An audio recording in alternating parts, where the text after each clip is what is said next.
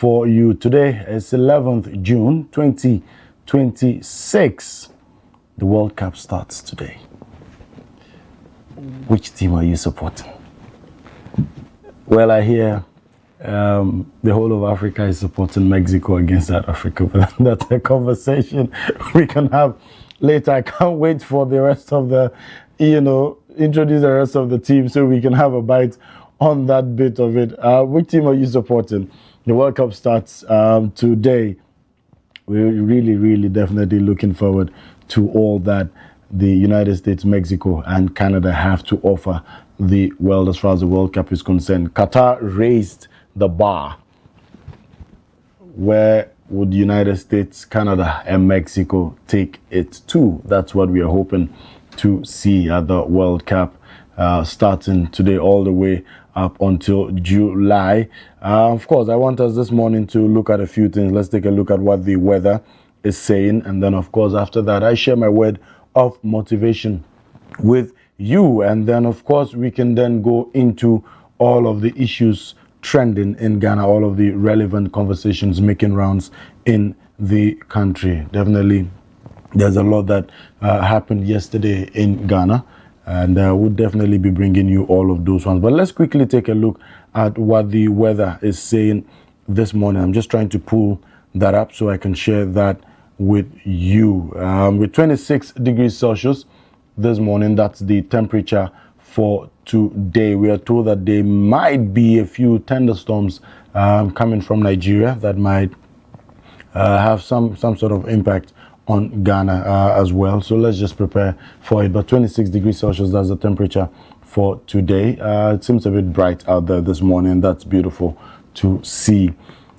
Some of the news making rounds in Ghana. So you remember that sometime last week, 2 weeks ago, maybe sometime last month, Casapreco decided to open up and put their, give people an opportunity to buy shares in the company. Now we are told that the IPO is refunding some parts of the money because, of course, they were oversubscribed by, and so they are refunding some amount of money back to some people, and they are only giving everybody a certain percentage of what they subscribed for or what they, opted to buy.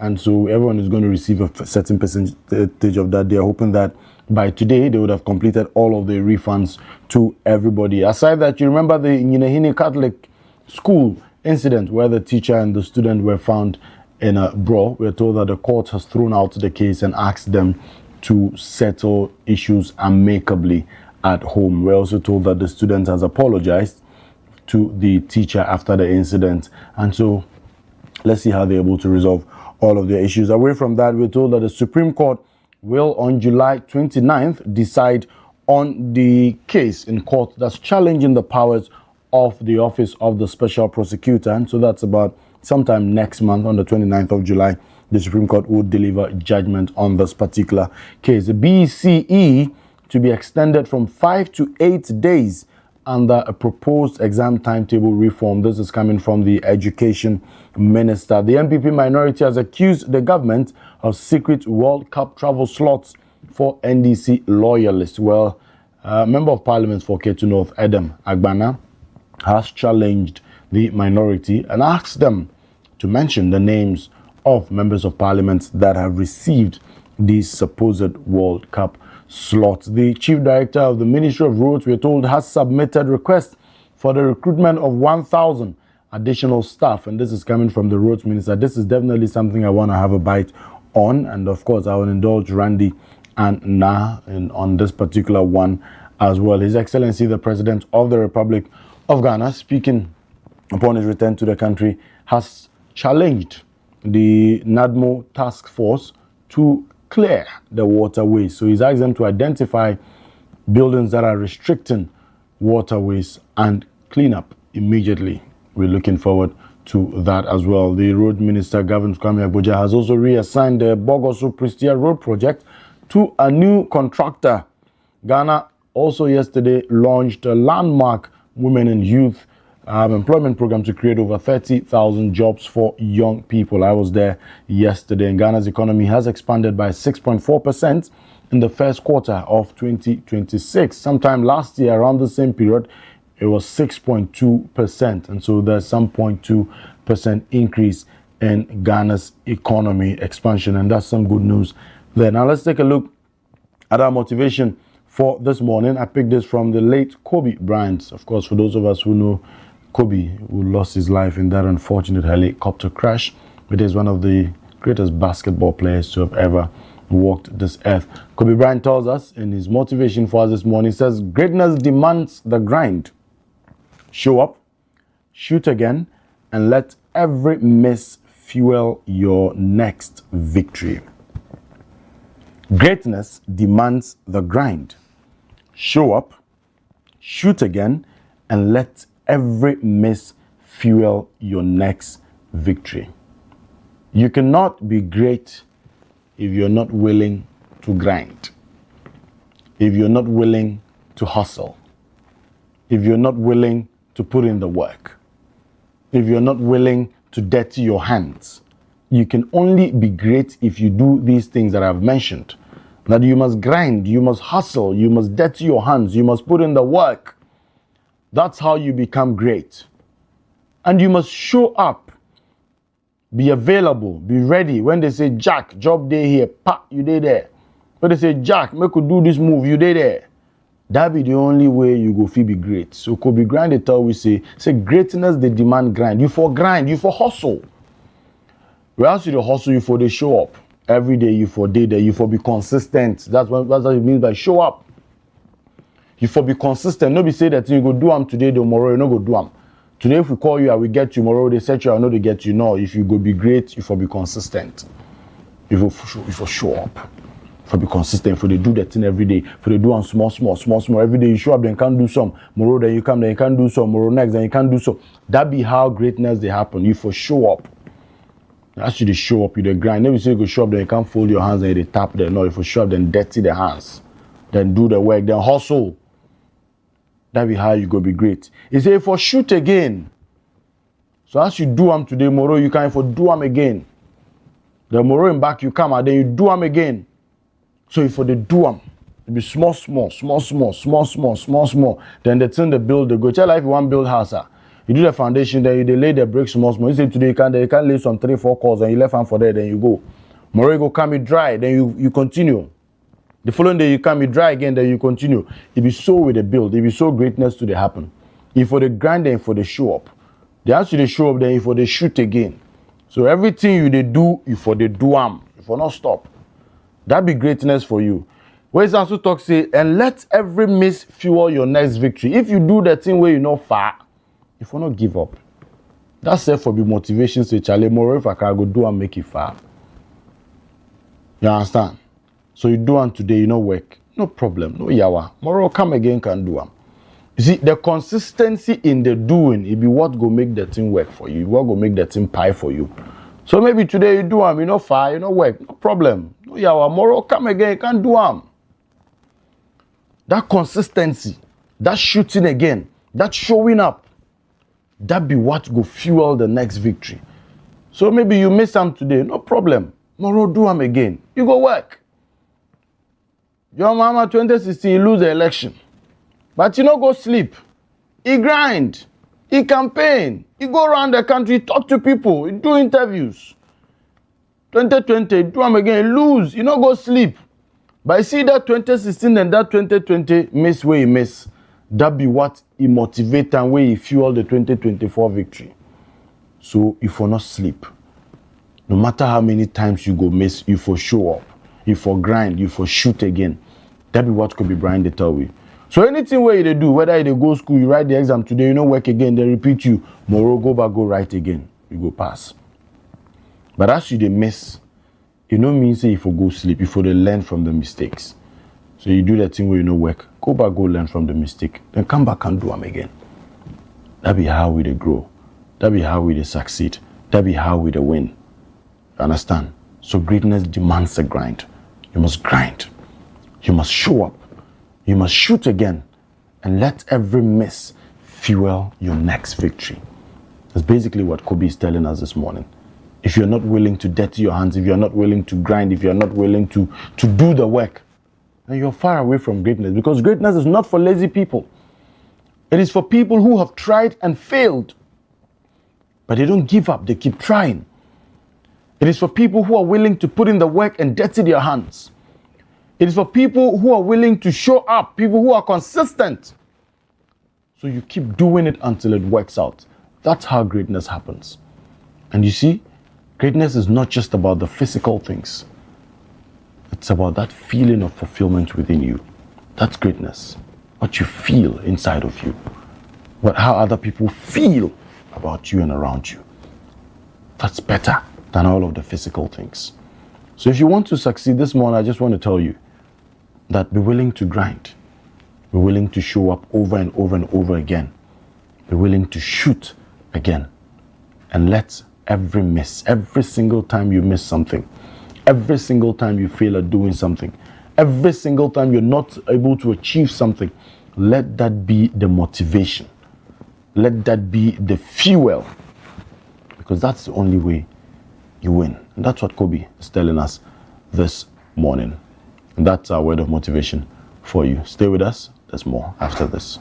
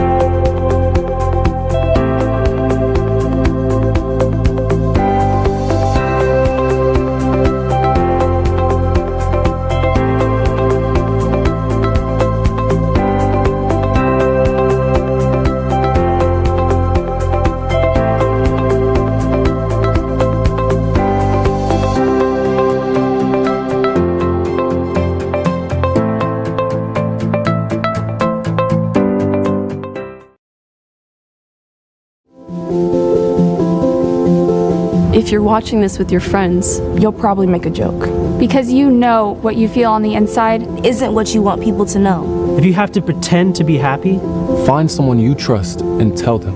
if you get mad at things and you don't know why, or have thoughts about hurting yourself, Find someone you trust and tell them. you are never alone when you share. seriously, people care about you. It's okay to not understand what you're feeling. And it's easy to think that you're all alone. But you don't have to be. You're never alone when you share.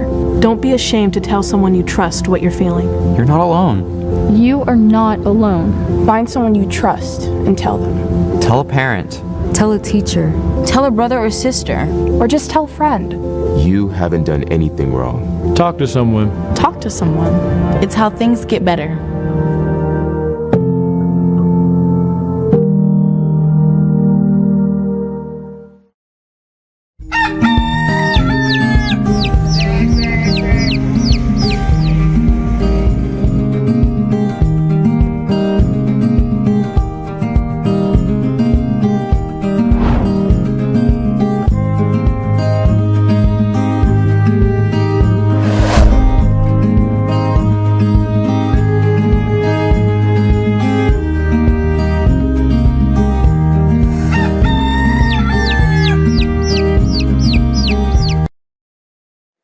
Well, not too long ago, the great President John Mahama went to the United Nations and spoke for my people of Jamaica and the Caribbean and the Americas. And you said We are not looking a handout, but recognition of what took place in the transatlantic slave trade. I thank you, my president. I am a child who suffer from this. Chains on my feet, whip in the hand. And tonight I sing a song to go along with your mission of reparations. Not a handout, but to acknowledge. But we're gonna do it not just reggae style, we're gonna do it high life. A high life remix by me, Graham Smargan of Morgan Heritage. Oh, President Mahama,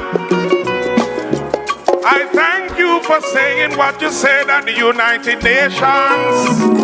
Woyo, reparations, justice must come.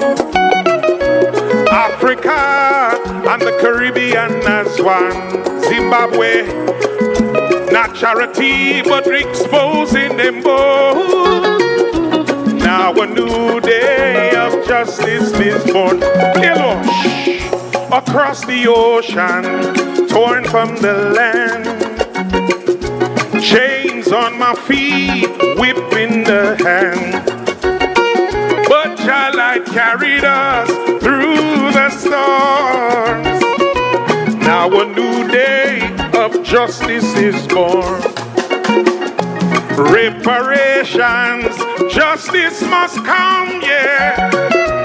Africa and the Caribbean as one. Not charity, but exposing them both. Now a new day of justice is born. Reparations, justice must come. Africa and the Caribbean as one. Not charity, but exposing them both. Now a new day of justice is born. Africa crying out loud. Now a new day of justice is born. Mahama, I give you strength. From Ghana to Zimbabwe, we thank you for holding the way. We say, Mahama, justice must come. Africa and the Caribbean as one. I say from Jamaica right to Accra. Now a new day of justice is born. Play it, Lord. Across the ocean, I was torn from the land. There was chains on my feet, whip in the hand. But your light carried us through the storms. Now a new day of justice is born. Mahama, Africa, and the Caribbean as one. Now a new day of justice is born. Papa Mahama, Africa is crying out. Now a new day of justice is born. I love you. Much love from Jamaica. Ooh yeah. We say Mahama, justice must come. Now a new day of justice is born. We say, Mahama, justice must come, yeah. Now a new day. Thank you for staying with us. Welcome back to the WoezorTV Breakfast Cafe. My name is Eura Adams Karim, and as usual, yeah, we're back to continue the conversations, serve you the best of breakfast. The team is seated now. Oyo Korte is here. And Efo Randy Ahaji has also joined us. Logba Tota Superstar is here with us. Now, good morning. Good morning, Karim. How are you doing? I'm good. Yourself? Very much alive and kicking. How's enjoyment? Enjoyment? Yeah, let's just say it's going well. By the grace of God. Yeah. Praise the Lord. Inshallah. Hallelujah. By the grace of God is inshallah, right? Inshallah is if God wills or if God permits. Okay. Yeah, okay. inshallah. So Nyankopon ya adoma. Okay. Yes. Right. Okay. So, Okay. so that now is, makes sense. That is inshallah. Yes. So Nyankopon ya adoma. By the grace of God, we are fine. Alhamdulillah. Let's ask Randy how he's doing. Yeah, I'm better So today. by the grace of God, will be Alhamdulillah. Or praise be to God. Okay. Alhamdulillah. Okay. So Okay. yeah. Havo. Yeah. How far now? A day, man. Bless up, my brethren. Everything cool and crisp. Everything Irie. Everything Irie, man. Ja Rastafari. Yeah. So, guys, quick one before we. No, what should I say? You know, go ask me how me I day. How are you? The thing the two of you they do at But times. you are fine. You are But you looking guys are fine. looking good, oh. Even learning- like African Prince level there. We are learning from you. From me, eh? Okay, it's okay. These days, you are giving us competition. Yeah, I work for WoezorTV. Okay. Yeah. Now, who do we work for? Honorable. No, we. Who do we work for? Who do you work for? We don't work for WoezorTV. We don't work for WoezorTV. Just say, where you hear from? This life no balance.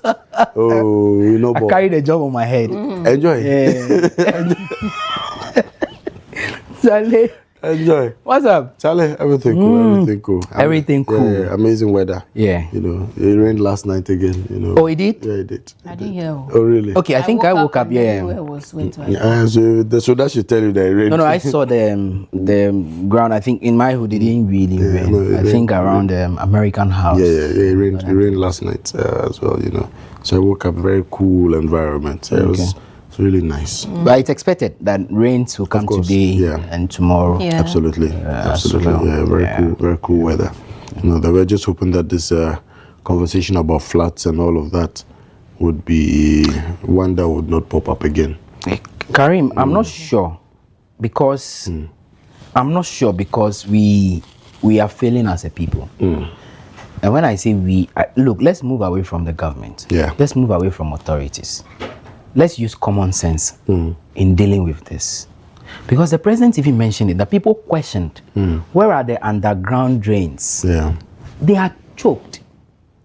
Yeah. Who choked these gutters or drains? It be me and you. Because we eat from polythene bags and we decide that, okay, it is good to just throw them into the gutters. Forgetting that after a day or two, those rubbers will move from wherever you drop them down to the drain. The drain. Yeah. Where will these rubbers go? Nowhere. Then they go and pile up there, get choked. When water comes, pour sand. Karim, and I'll give you an example. I may not be able to specify the area, but there is this particular drain. You and I know. There was this construction. I mean, it's still ongoing. Construction is still ongoing. The people decided to heap sand, stones, or however you call them, the pebbles, right? It has a name. Gravels. Yeah, gravels. And whilst working, it rains, right? So the rain washes some of these things into the drain. Yeah. It runs from the top side all the way to somebody's edifice, in front of the edifice. It is choked over there.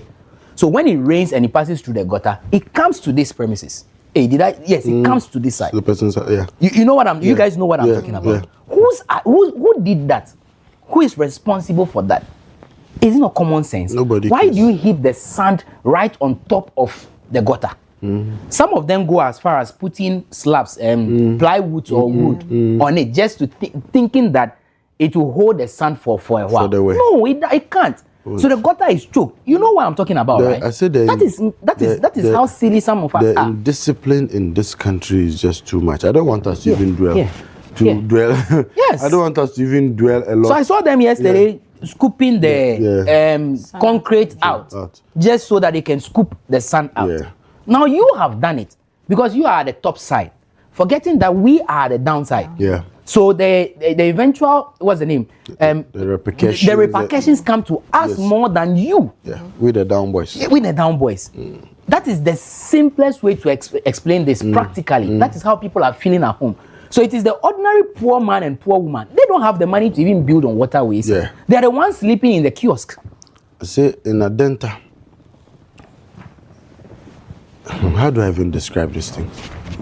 Yes. So there's a house on the left, there's a house on the right, and there's a road that ends just where the house on the right is. Yeah. it's a dead end, so you can't go this way. Yeah. Then there was a land there. So when it rains, that's where the water passes. It's supposed to be a waterway. And somebody has come to wall that land and blocked the water from passing. So when it rains, the water piles up now. It hits the wall. It hits the wall and comes all the way onto the road.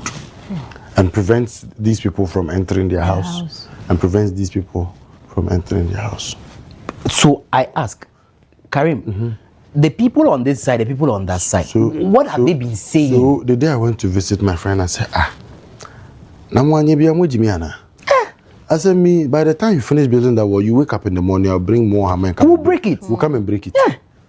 Because it makes no sense. Fine, even if you are building your wall, they make provision for a pathway for the water. Yeah. People do that. So raise it and create some space under. Put some drainage under it for the water to be able to pass. You have blocked. You don't want water to enter your compound. But water should enter other people's compounds. Now, Karim, I ask again. So you see, if we had a proper planning system, the town, town and country planning, they should be able to map out that this area. Do they work?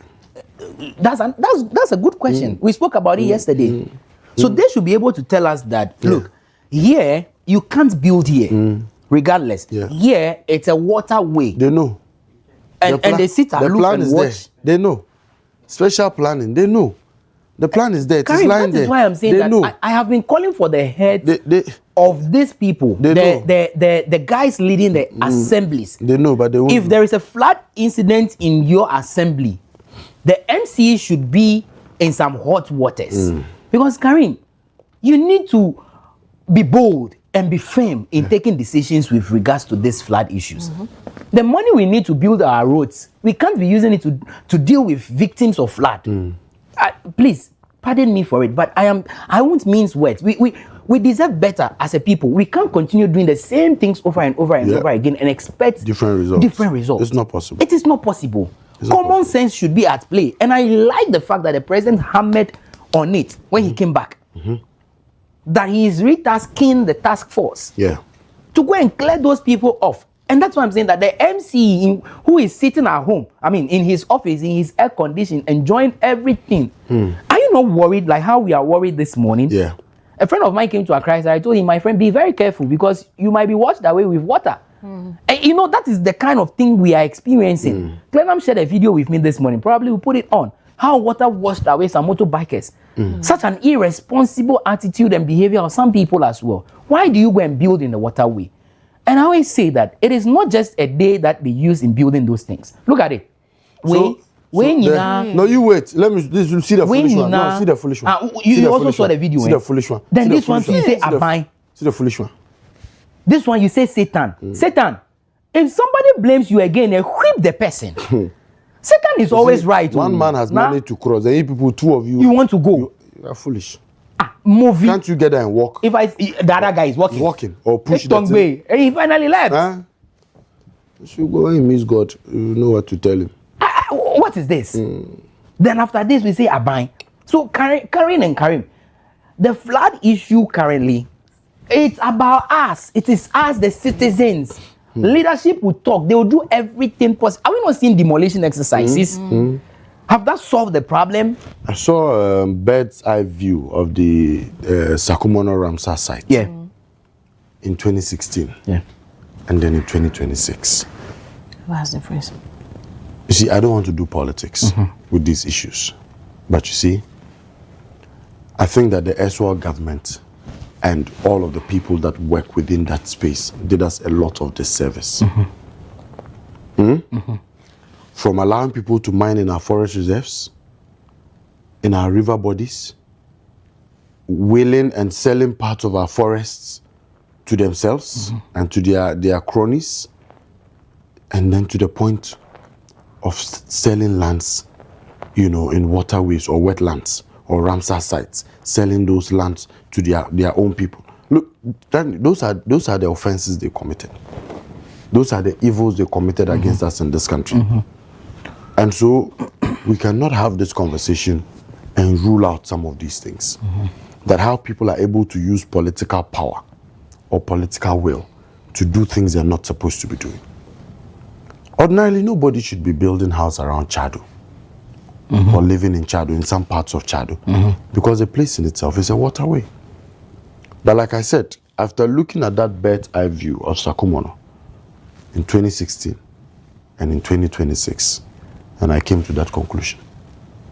Because the amount of concrete that we see within that area now, the amount of concrete that we see in Accra in general, and the president made mention of it when he was addressing the country. It's a concrete jungle. That Accra has become a concrete jungle. If the only forest we have now, Children's Park. Children's Park, Bearland, and Achimota Forest. But even that, even Children's Park, at some point they were trying to sell it. Oh, you mentioned a wheel there. Yeah, that's what I'm saying. That one's different. Even Children's Park, Efua Sutherland's Park, at some point they were trying to sell it to private developers. Now, sir, go to New York City. In the middle of New York City, that's where the zoo is. Huge forests. Why do we want to sell off everything? Randy, today there are no land, there are no trees. There are no trees, so people build their houses and they don't put a single tree in the house. You concrete every part of that. And I'm saying that fine. It's fine if you want to tile your compound or put concrete or put terrazzo or whatever they call it. But create drainages. You see, it is the nature. You can't cheat nature. It is the earth that's supposed to soak the water, drink up the water, and it goes to stay at the bottom. That's how God has created the earth. Then you say that God, no, I don't want to soak the water. I don't want to help you soak the water. So I'm tiling my house. I have money to buy exactly modernity. I have money to buy Italian. See, we allow modernity to destroy everything that nature has built and given us naturally. Today, people build their homes and they put small windows. Then they are killing themselves with air conditioning. So when you go to hospital and say you have pneumonia, you have so and so sickness, you don't understand where it's coming from. But you don't allow ventilation in your house. When people enter your houses and they are sneezing, because there's no ventilation. Small window, so the off light, small you are dead. Yes, because the heat will kill you. Now imagine that they've off light and it's raining. You can't open that small window for air to come in. Heat will kill you. It's like when you're driving a car without air condition. And it's raining. Charlie, I used to have some small fault. The AC wasn't working. Charlie, time it rained. So you roll up, you drive small, then you roll it down, then the rain will beat you small. Then you see, we must do better. I think modernity has taken a lot. It's worried us. Because I remember back then, I mean, almost every home, Karen mentioned it last time, we were using ornamental plants. Yes. That's like we were so much used to that word ornamental plants. That's how you go and pose by it on Christmas and take photos. Take photo with your basket and things. Yes. Hibiscus and then the milk bush. You already made a... So you have it as your wall, more like a fence. Then in the house, people use carpet grass. And it was a challenge.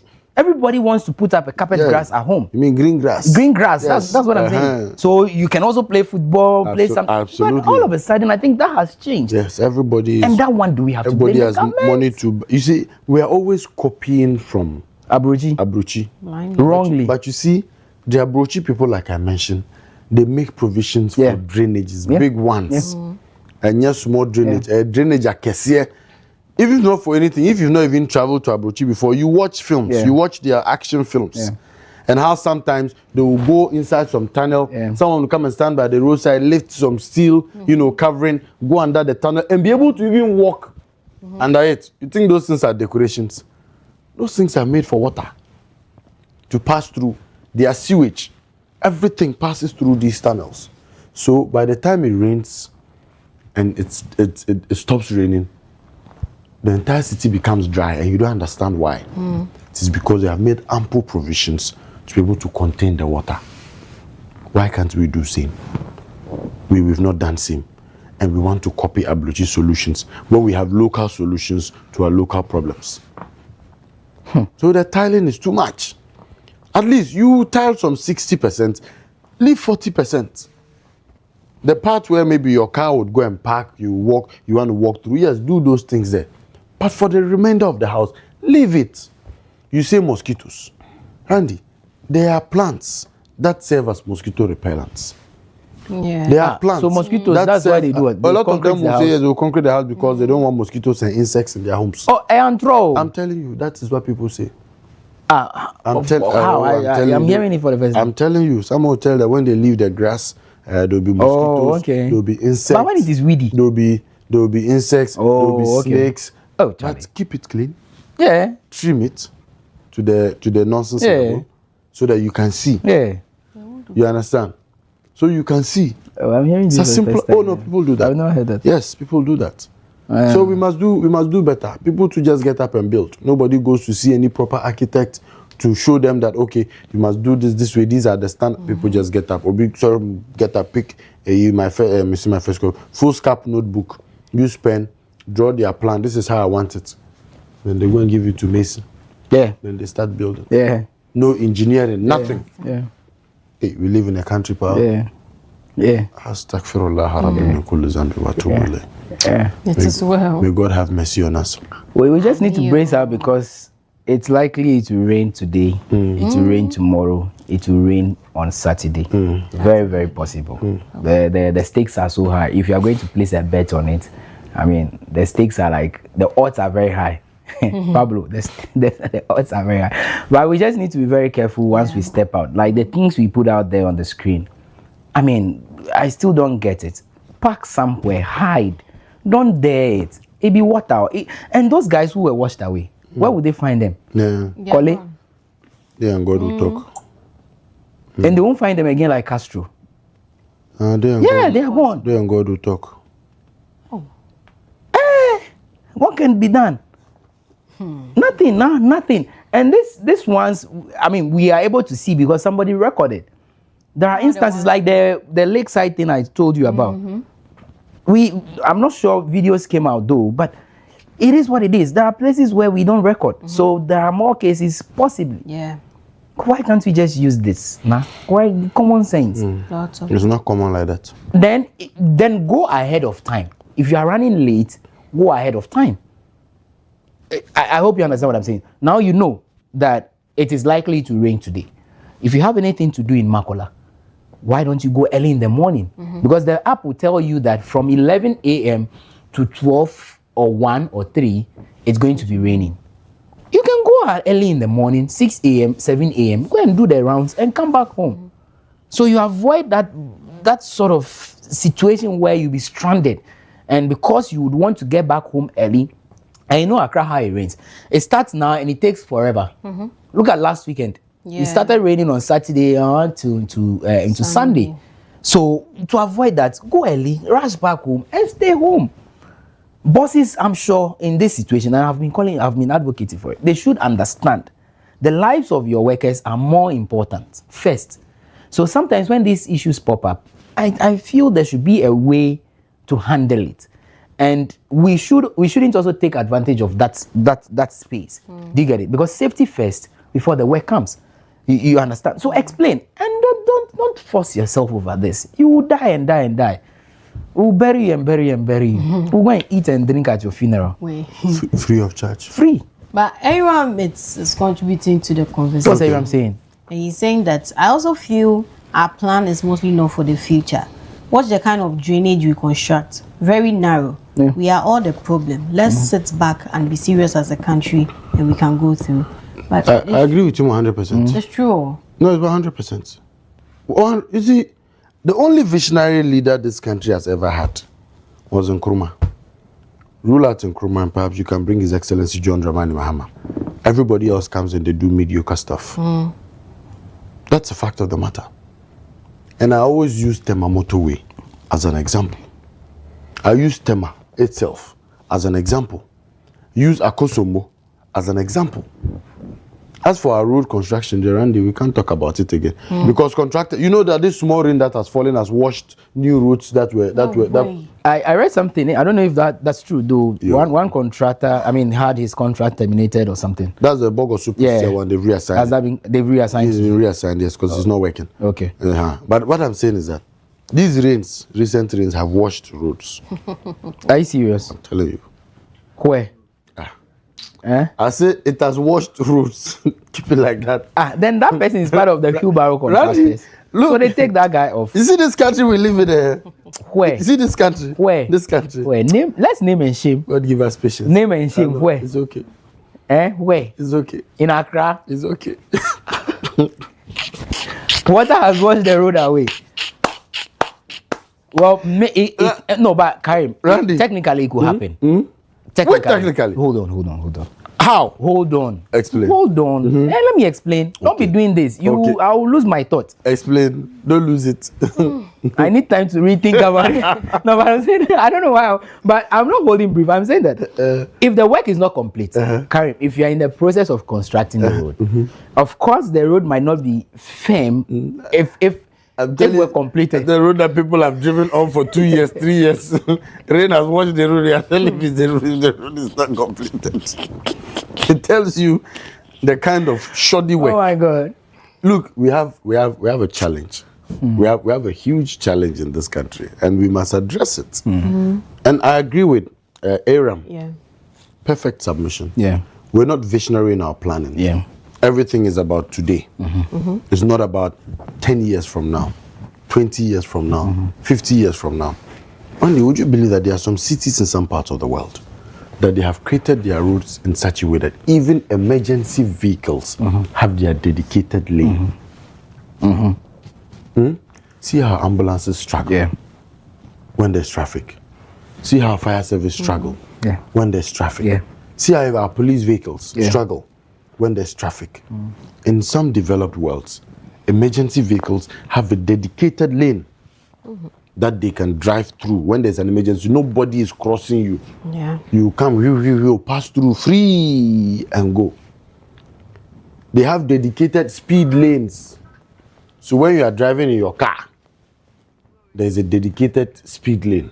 So if you want to drive at a certain speed on a highway, this is the lane that you are supposed to be in. And you can't drive less than that speed limit. When you drive less than that speed limit, it's an offense.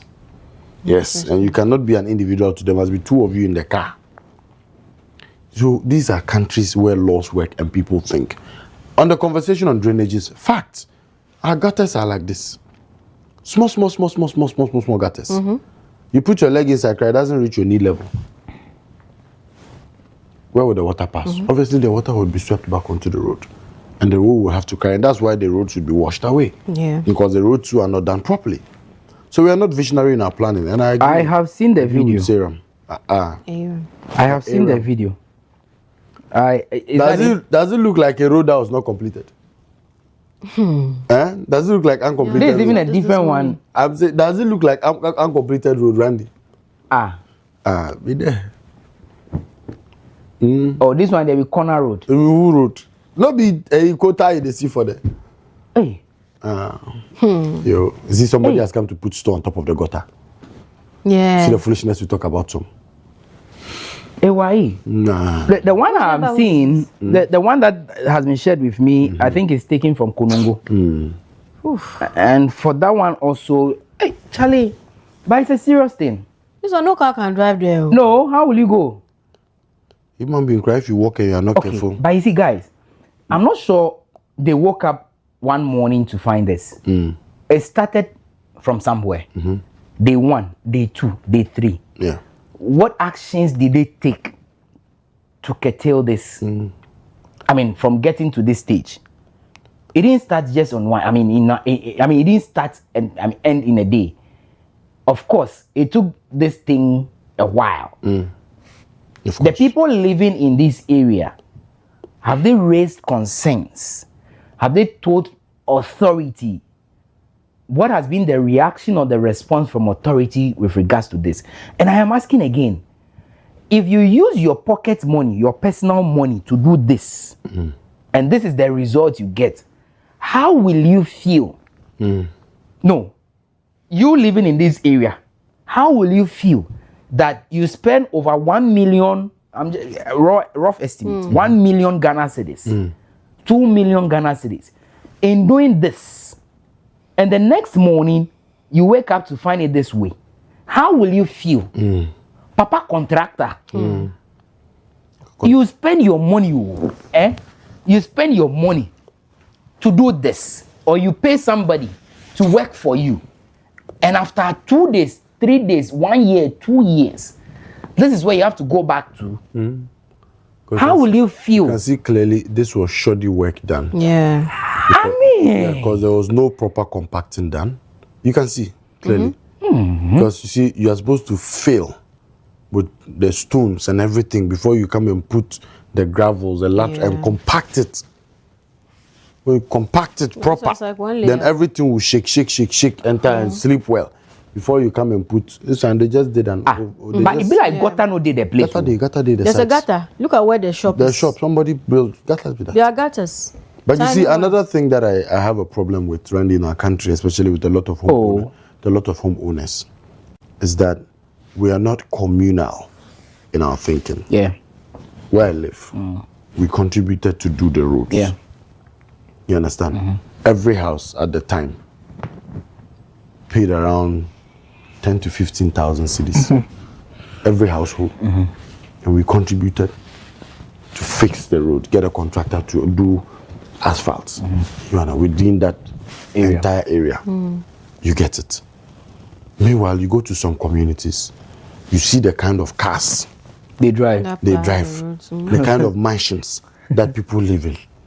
But they are waiting for government to come and fix their roads. Even Trasaco, until recently, Trasaco's roads recently were just fixed about a year or 2 years ago. You understand? They are waiting for government to come in. Which one is that? They are opening up the drainage. The drainage. Yes. The same thing Bus Stop Boy spoke about the last. Because somebody has used concrete to close it. You get it? There's supposed to be an outlet on the road that the water should seep in. So there are drainages under.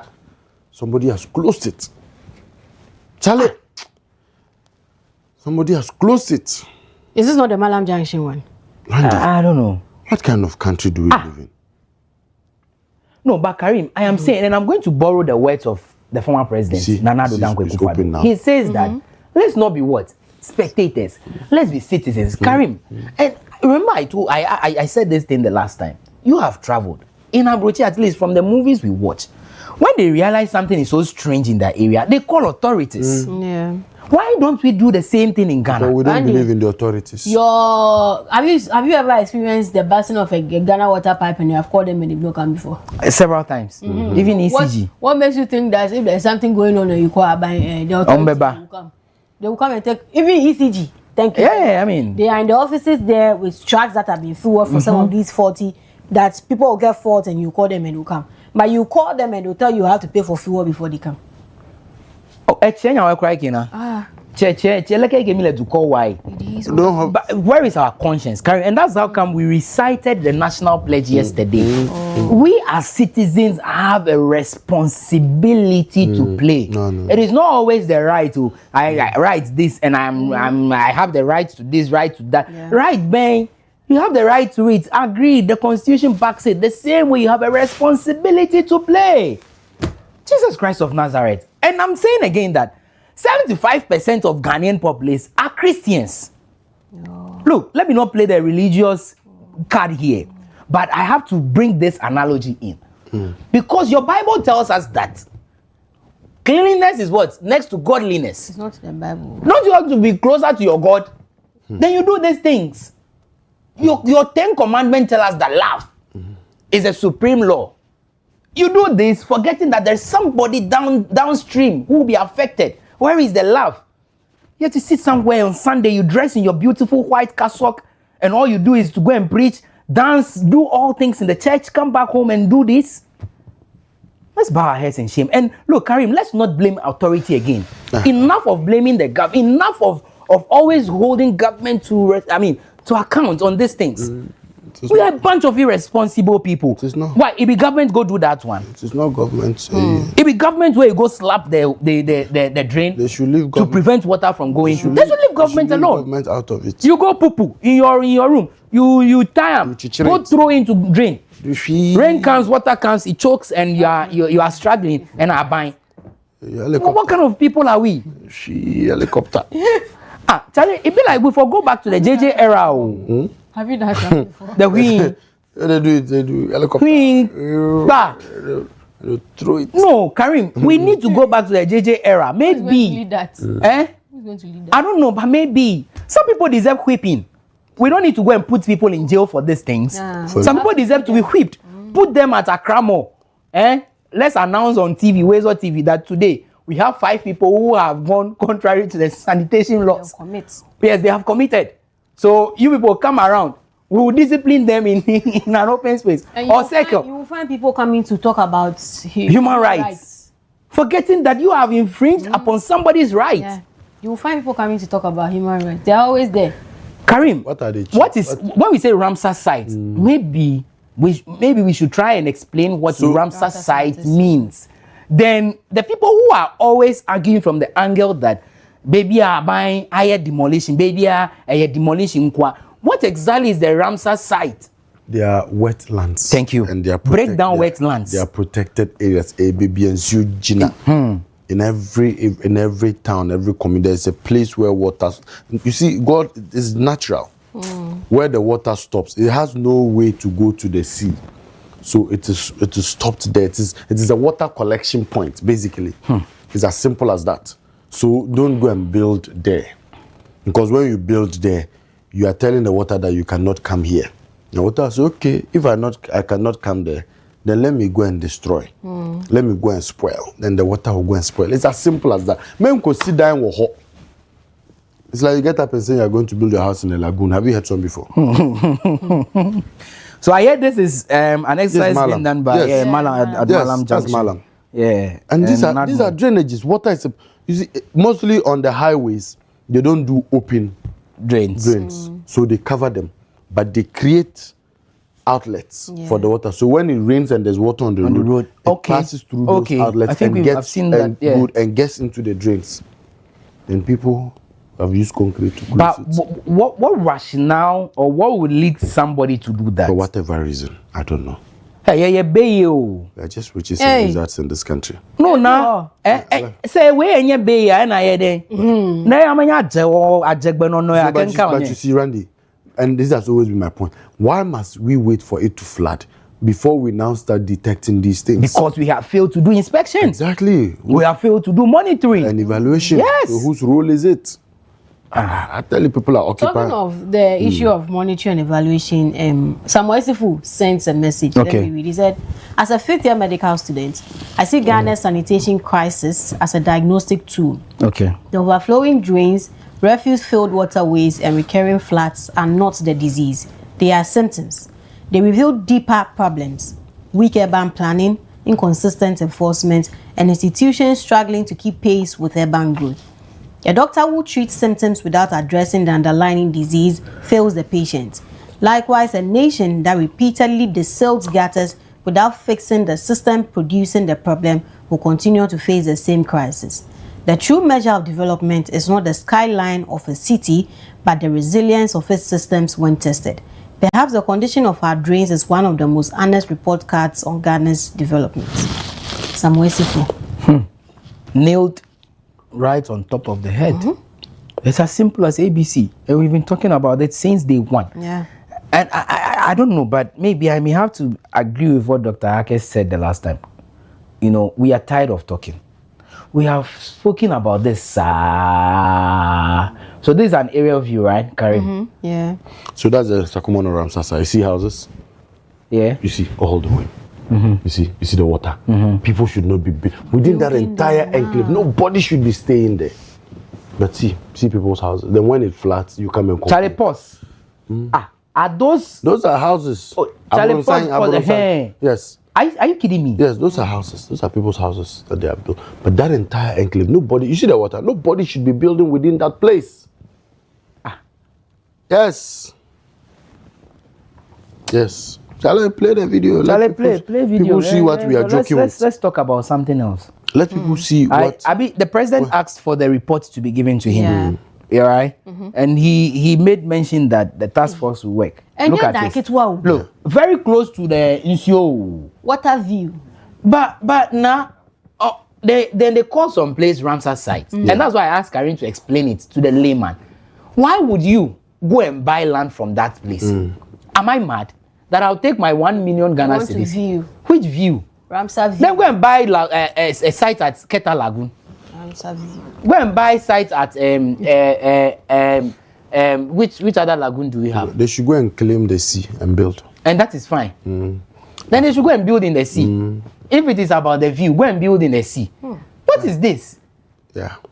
These are protected areas. And again, Karim, which group of people can build around this area? Powerful. Because of course they would have to lift, elevate the ground to a point. Powerful people. That's why I say that let's stop lying to ourselves. The people who do this, they know themselves. There are those who have the power and the money. But then again, you have money, and so you want to build at such a place so that because the person knows that they can, they know that they can feel it. How long would that? But when you go, they'll tell them, this one, we can fill it. Buy some trips of sand and come, and we'll fill it. You know. It's myself and Randy. We can't go and build here. No. That's why I say the chiefs. The chiefs who sells the land, who does the site plan and the layout. I hope you're getting my point. Yeah. So blame everybody. The buyer, the seller, the permit giver, everybody is to blame.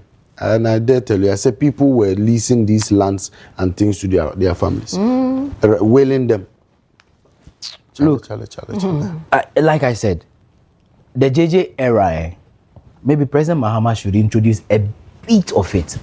Not to lash the people not to whip them, but look, let's not do this with Nkume Madeko. What ought to be done ought to be done. Sure. Whether you paid the filing fees, the nomination, whatever, you paid for t-shirts for the party, whether you did it or not, and you find yourself at the other side, at the wrong side. You did it for the party, not the country. Not the country. The country doesn't owe you wood. You clear the person. If there is a need for the person to be punished severely, maybe jail sentence, the person should face it. Maybe, just maybe, others will learn from this. Because ordinarily, Karim, me, I won't spend my money if I have money. I won't spend my money and go and buy land around this area. I'd rather go to some Dodowa area and buy, or Pram Pram and buy, or go to Sogakope or Adaklu, buy land. If it's about view, go to Adaklu. There are nice places. I know Agoja can give you a good land to buy, to build. You know, why must you necessarily go and buy around this area? And they are the ones who are not complaining. It is you and I. See, if not for the sake of innocent people, my prayer would have been that if for just rain, make it a rain. Make it a rain. Make that whole place flat. If not for the sake of innocent people. My prayer be that. What kind of prayer is that? Like if for just rain, make it a rain. What kind of prayer is that? Make it a rain. Yeah. Then for like 1 month, the water level in their homes should be in their waist. Oh, Charlie, even now Noah's Ark cannot carry us. That's what I'm saying. If not for the sake of innocent people, that would have been my prayer. Because it is because of the wickedness of some of these people that innocent people are suffering. Yeah, well. We'll die and the barriers. Very true. Before we go, there's another comment again from Mayram. He says, now look at the Okponglo stretch. After the bus stop guys worked on their drainage. Thank you. You don't see any flats again. Yes. Our MCs, DCs, etc. are also not proactive.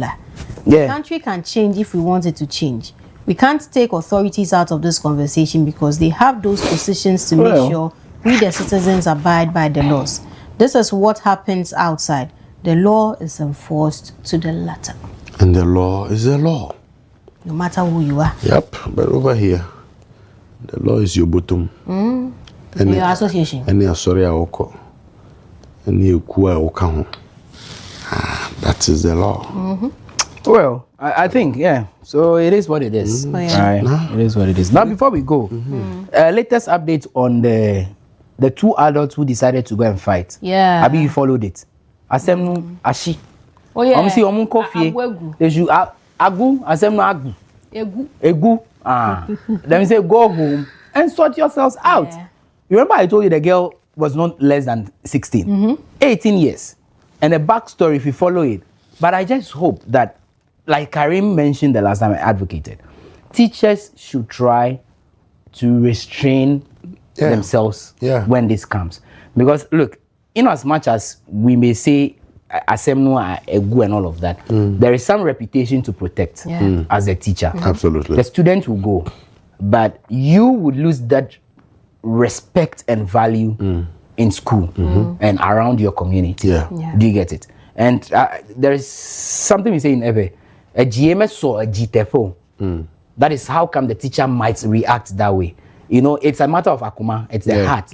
How you will receive it and act will be different from how I will receive it. I might be the gra person, but you will soak it, swallow it, watch it like a cat. My omo has finished. I won't soak again. That is it. So it gets to a point where you can't soak it again. There is always a point. There is always a limit to it. Because if you follow the fallout, they mentioned that the altercation started from somewhere. Yeah, I told you that. Yes. Honestly, there is they pelted a guy with stones. Oh, Charlie. There were boys also available. And I'm asking, this girl, who are you? Yes, Santua. I told you that this girl, if you even watch her she's sitting on some power. Yes. There's some authority somewhere. Yes. It tells you the kind of home she's coming from. And again, I said it from the beginning. I blame the home and not the school. The way you train your daughter, the way you train your son is the way he will carry himself to town. So if your son goes to town and people see him as a rascal, it's about the house. If your daughter goes to town and people see her as very disrespectful, it is from the house, how you groom the child, how you train the child. It is very unfortunate. And I love how the teachers all rallied behind their colleague. But that's a conversation I want us to have. We may have it on a fair ground. You see, we must not condone a lot of things in this country. And I think that for far too long, we condone it. That one person misbehaves, has been singled out, then everybody gets up and says that if you don't free that person or if you punish that person, we'll go on strike. What kind of nonsense is that? It's not about even nonsense, but Randy, Karim, I think that the teachers also have had enough. Granted, but now that students would. Granted, if it had been the other way around, when the students had beaten the teacher, you think any of that would happen? Granted, but you see, we are building a country. Okay, and we must allow laws to work. Okay. I hope you get to my point. An issue has come up. People have been identified. We say, okay, we'll met out punishment. Then a group will get up and say that if you go ahead and punish our colleague or if you don't release our colleague, we'll go on strike. We'll supervise is it BC or WASI they are writing? What kind of attitude is that? Look at the Kolebu incident. That they are appointing authority, they are appointing authority who appointed somebody says that I've suspended the person so that we can conduct investigations into a matter. Then doctors get up and go and strike. I mean, what kind of country is that? So if the slightest everybody will get up and go and strike. Yeah, Karim, yes, that's right. But you see, when the issue came up, we saw how it was tilted in the media space. Even on this show, you saw the unprintable words some viewers even used on me. I agreed, it's fine. No, it's okay. Somebody even said I'm senseless. It is okay. But you see, like Nam mentioned, teachers have had enough. Granted. It has always been the teacher at the receiving end. When they beat up the teacher the last time, when they went to court and all of that, what happened? Did they go on strike? They didn't. They have asked, and I remember, anytime these things happen, they issue statements and say that if these things happen again, they will take certain decisions or take certain steps. So, of course, it is in their right. Because when the thing happened, the write-up was teacher arrested for assault. Teacher of Nina Hin or what? That's Nina Hini. Yes, has been arrested for assaulting a female student. Look at the captions we give out. You get a point. But was that really the case? Because the teacher should know better. And again, you see, if you say no better, the teacher should know better. The court should know. Then you are telling me that the court should know better. The teacher how old is the teacher? 32. The teacher should know better. And the girl is 18. You get a point. That's what I'm saying. You get a point. The teacher should know better. What exactly should the teacher know better? Randy, you are still not getting my point from the other day. No, I won't get it. My point from the other day was that I admitted that the kid was wrong. Okay? When a madman picks your clothes when you are bathing, do you run out naked? Hey, sometimes you have to run. If the madman slaps you in market, sometimes it is good you respond. I'm not saying if a madman slaps you. I'll run after him. I'm not saying if a madman Me, slaps that is you what in I'm saying. market. Me, I'll run. I'm saying that Me, I'll run like if a madman me takes your clothes, assuming this girl had beaten this teacher mercilessly, takes your clothes, assuming it was the other way, a female teacher and a male student. Randy. Don't mind carrying. You come and sit there and laugh at the teacher. Hey, look at you. Hey, there's no more carrying. As a teacher, why will you allow them?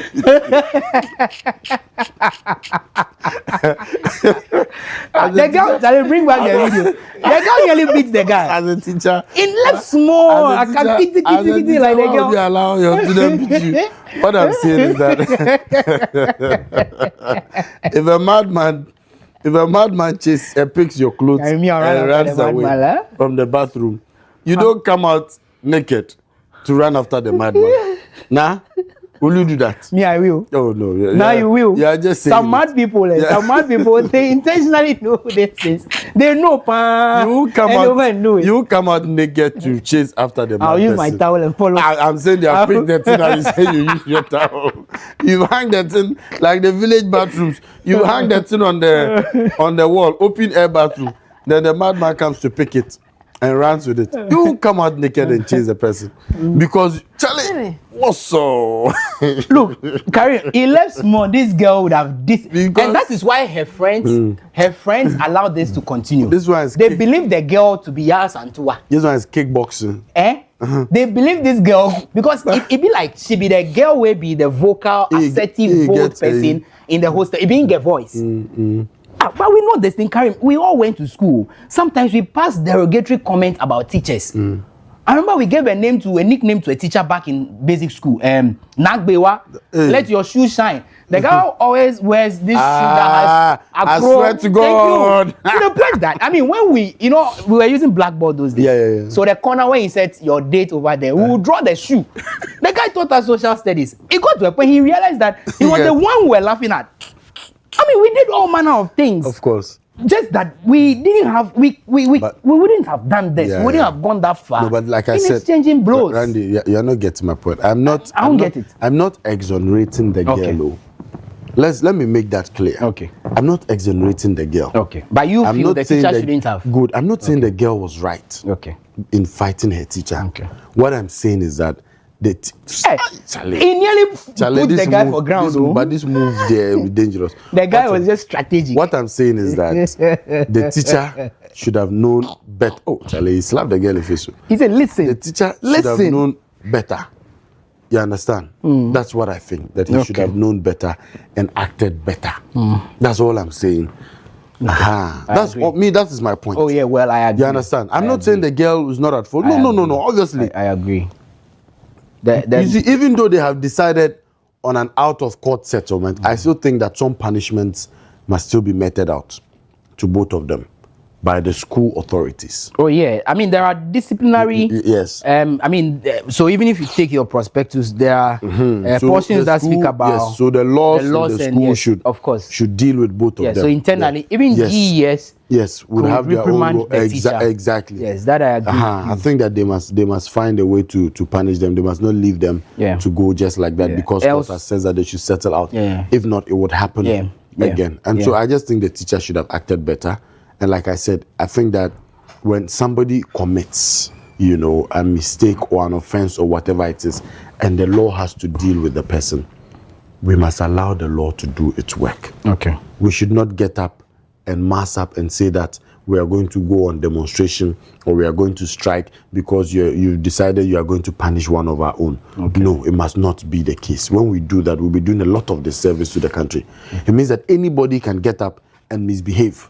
Okay. And we'll say that we are going on strike. It's like a lot of the nonsense we see when politicians are arrested. A politician has stolen money, has misbehaved and is arrested. Then you start seeing hashtags. I stand with so and so. Free esim. I feel you. It's as simple as that.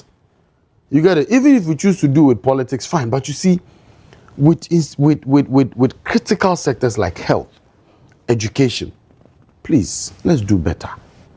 There are different avenues we can use to express our displeasure or to petition for the cases of those people to be re-looked at, but not to say you are going on strike. when they are patient. It's human lives we are joking Because the with like strike that. will go a long way to affect everybody. And not just that individual you are fighting against. So I agree with you. Karim, let me just use that opportunity to also plead that government should look at the welfare of teachers. Absolutely. We beg. One way or the other, we can increase their pay more. Right? So, you know, when you sort the teacher out, I told you, when we believe in what we see, that carries respect and value. So if you drive a car, it has some sort of value. If you have a bike, like Selassie has a scooter, it has some value. If you have a bicycle, like Clenham has, it has a little. If you have legs, it also comes with some value. So if you put premium on teachers, some of these things will not happen. So I think maybe not just this government, but other government that will come. Teachers deserve better. Teachers need a lot of things to be done to them. We beg. Let's treat teachers well. Then that respect and value will be placed on them. Thank you. I rest my case. Thank you very much. World Cup begins today, right? Let's wait for Godfrey to come. Okay. Let's wait for Godfrey. Mexico is playing today against South Africa. I'm with Mexico. Okay. Call me Karen de los Santos. Case. Hey, you boys are now Mexicans. We have come back to our country. Hey. We are coming to develop our country. Oh, don't do that. Don't do that. We have done it. We are Africans. We are proud Africans. The Mexicans are brothers and sisters. They were taken from here. No, we are Africans. What did Nkrumah say about that? Is that what? What did Nkrumah say about what? What did he say? You guys have forgotten. Today, what did he say? What did he say? I feel like we need to forget more. The independence of Ghana is meaningless so you remember linked to the total liberation of the African continent. But if some people don't recognize you as one of theirs, what do? We leave them. God bless you for the West. Black South Africans, they should be there. Hey, you are in your country and you have white South Africans. We have come back. Hey, you people. We have come back. No, but I remember, was it in 2006? Was it 2006? That World Cup? Which one? That was Germany. Yeah, South Africa, if not 2006, then 2010. We supported South Africa all the way. Because we exited and it was South Africa that stayed in. Yes, well, with we them. Rallied. Was it 2006 or 2010? Maybe Godfrey will come and give us all those updates. But of course, Oh, but we are going to Mexico. Yes, Karen de los Santos is seated. And you? And you? Charlie, I've not even figured the name I'm going to use. Pablo is from... Pablo Escobar. No, Pablo is from... Karim Le Fernandez. No. Yeah, Fernandez. And you too. I'm thinking. Corazon Indomable. What's that name? Ahaji Mendoza. Okay, so let's go on a break and come back and get a proper name. How about that? Okay, birthday. Yeah. Oh, okay, let's celebrate our birthdays before we touch on it. Go on the break. If you're celebrating your birthday today, happy birthday to you. 11 June 2026. Who are we celebrating this morning here on the WoezorTV Breakfast Cafe? Madam Bridget Johnson, it's your birthday today. Happy birthday to you. May your year be blessed. May your year be fruitful, and may it be an amazing one. Happy birthday to you, Madam Bridget Johnson. This is from the Born and All Political Science students of the University of Ghana Distance Education. So yeah, happy birthday to you, ma'am. Away from her, let's see who we are celebrating again this morning. Bernadette Seyram. Happy my Seyram. Birthday to you. Yes, everybody Seyram. Yeah. Happy birthday to you. May this year be a blessed year for you. May it be a beautiful year. Maybe an amazing year for you. Wish you the very best that life has got to offer. Yeah, have a great one. Away from Seyram, let's see who we are celebrating again. Okay, Benis in Chiwa Boache. It's your birthday. Send me her Momo number. I will. This is coming from Madam Ellen to you. She wishes you a blessed birthday, your mom, Madam Ellen. So Benis in Chiwa Boache, happy birthday to you. Tell her mother to send me her Momo number. Okay, Madam Ellen, please. From Karim's mouth to your ears. Away from Benis, let's see who we are celebrating again. Okay, there's a notable birthday. Do you know this man? Is he a doctor? Francis Amo. Is he a doctor? Oh, You don't see that video and say, May a 5-letter words. Maybe. May is a month of grace. Oh. As a pastor. He's a gospel minister. I thought he was a pharmacist or doctor. The way he's wearing lab coat. It's not lab coat, it's a white suit actually. Hey. Sorry. It's please. a white suit. Forgive me. It's a white suit. Let's see. Oh, you don't know Francis Samuel? No. Oh. You know this praise medley? Yeah, okay, I've heard that one. Yeah. So that's Francis I see. Samuel. Okay. Yeah. So happy birthday to you, man of God. May this year be a one of grace, you one of everything good you can wish for. He's a very, very good man. You see the likes of MOG talking about how he's giving them opportunities. Okay. You know, and if most of our gospel artists are like Francis Samuel, they have lifted a lot of people who is so underground artists. Yeah, MOG, I remember gave a testimony of how Francis Samuel would have a number of programs and maybe will not be in town, so we'll just call him that to go and then do it. So he will tell the organizers, oh, this person would rather come in my stead. And MOG will bring back the honorarium to him and he will let him take it. Wow. Yes, and that's the kind of man Francis Samuel is. He has a music school that he trains musicians and all, and it's absolutely free too. Must take Randy to that school. Yeah, he has to start the ministry from on a very good a pastor school. No, I want to This go is and teach you music first. You must learn That how will to help sing you. Music worship. and sound, so that You learn how to sing the worship. But I first. told you I'm an instrumentalist. I play the guitar. you go and learn keyboard. I even went to this Bible school before. How many strings are on the guitar? Oh, Massa. How many strings are on the guitar? Charlie. How many strings are on the guitar? I say at you. Hey Randy, interestingly, what type of guitar do you play? acoustic. Acoustic guitar. Yeah. What's an acoustic Oh, can we celebrate Tell and go? me, What is an acoustic What guitar? kind of question is this? What's an acoustic guitar? I won't talk. You food you can't cook. Instrument too you can't play. Mr. Go Francis to my Samuel, church and ask. we are bringing you Randy Haji. God bless you so much and enjoy your day. Happy birthday to you. Away from him, I think there's another notable birthday too this morning. Okay. Okay. Yes, the national coordinator for DRAPE, Honorable Edwin Nilante Vanderpoy. Happy birthday to you. Former member of parliament for Ododo Constituency. Yes. NPP 20, NDC 152. This was the man Akufo-Addo did the campaign for. Yeah, man. But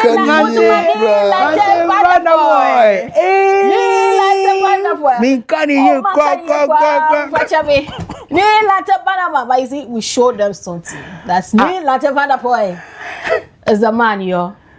Say, happy birthday to you. And this one is coming from your son Sami Lai to you, the lawyer Sami Lai. He says you wish you a blessed birthday. So yeah, happy birthday to you, Honorable Edwin Nilante Vanderpoy. May the Lord bless He's one of the this few new people who they speak truth to power. Yeah. Regardless who you are or what you are. Yeah. One time about Black Stars, Yeah. when they were taking some very unimaginable, unthinkable bonuses, appearance fees. He said no. I've forgotten the figures, but he said no. We'll cut it down, we'll slash it. Yeah. And yes, they did. Because on what basis are you paying players who will come and play in the name of Ghana? Yeah. It even adds up to your CV. Gives you playing time in Europe with your club.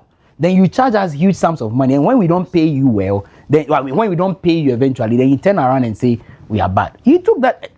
He won my heart. Oh, yeah. He won my heart on that one. Nilante Vanderpoy. Happy birthday. Yeah. We love you so much. Sir. But this is not a commando, eh? No, the commando is the one with. His cousin is the commando. Oh, they are related. They are cousins. Oh, yes. No one.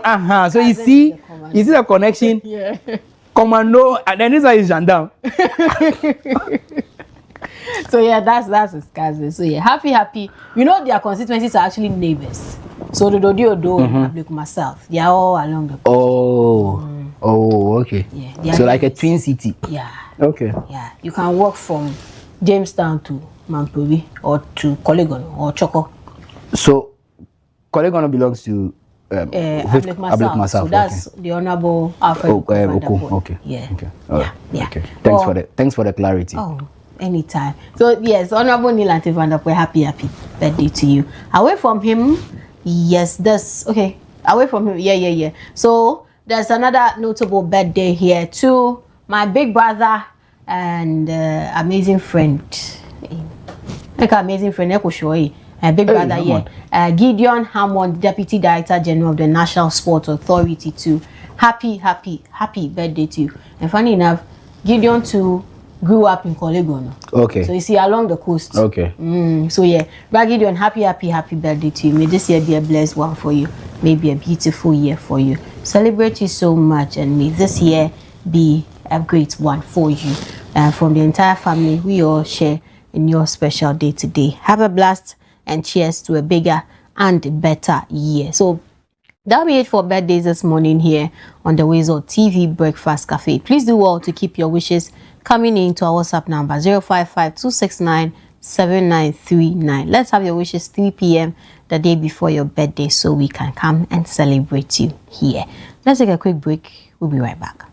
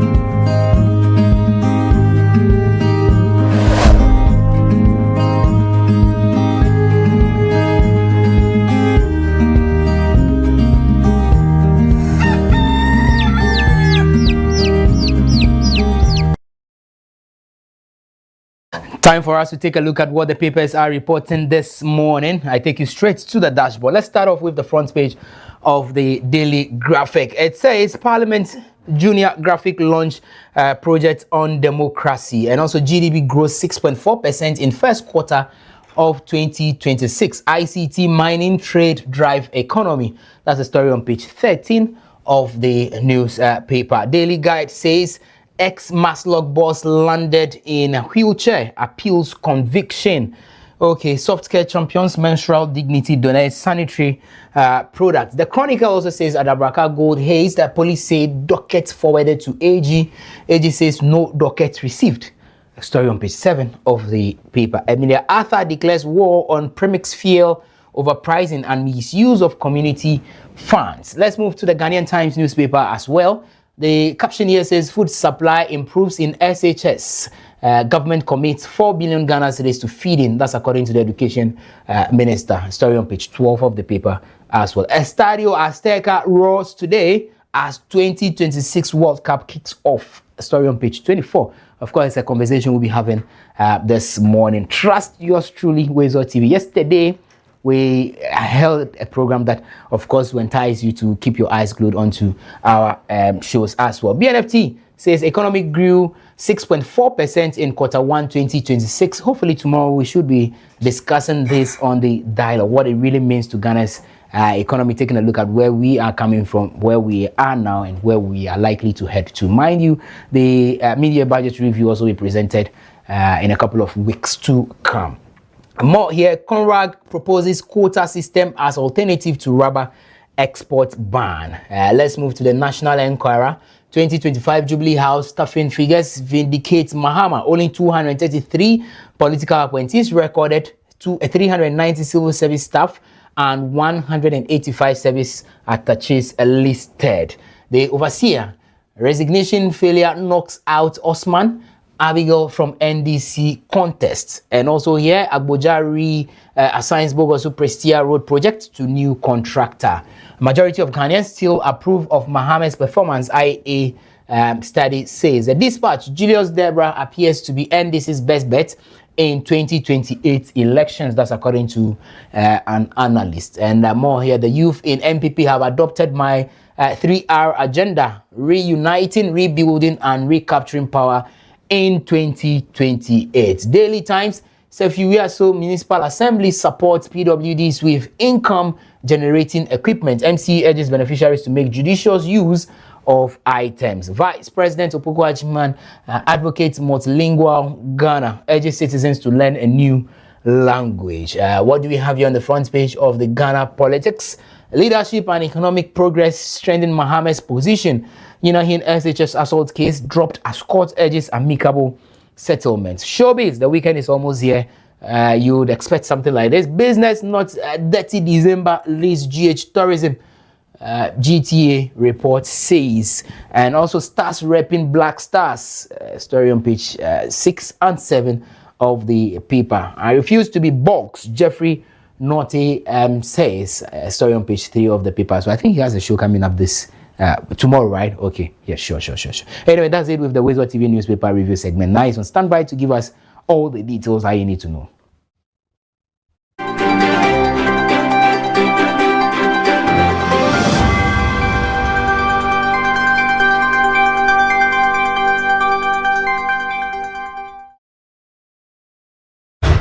Time now for the WoezorTV report. Let's take a look at the headlines.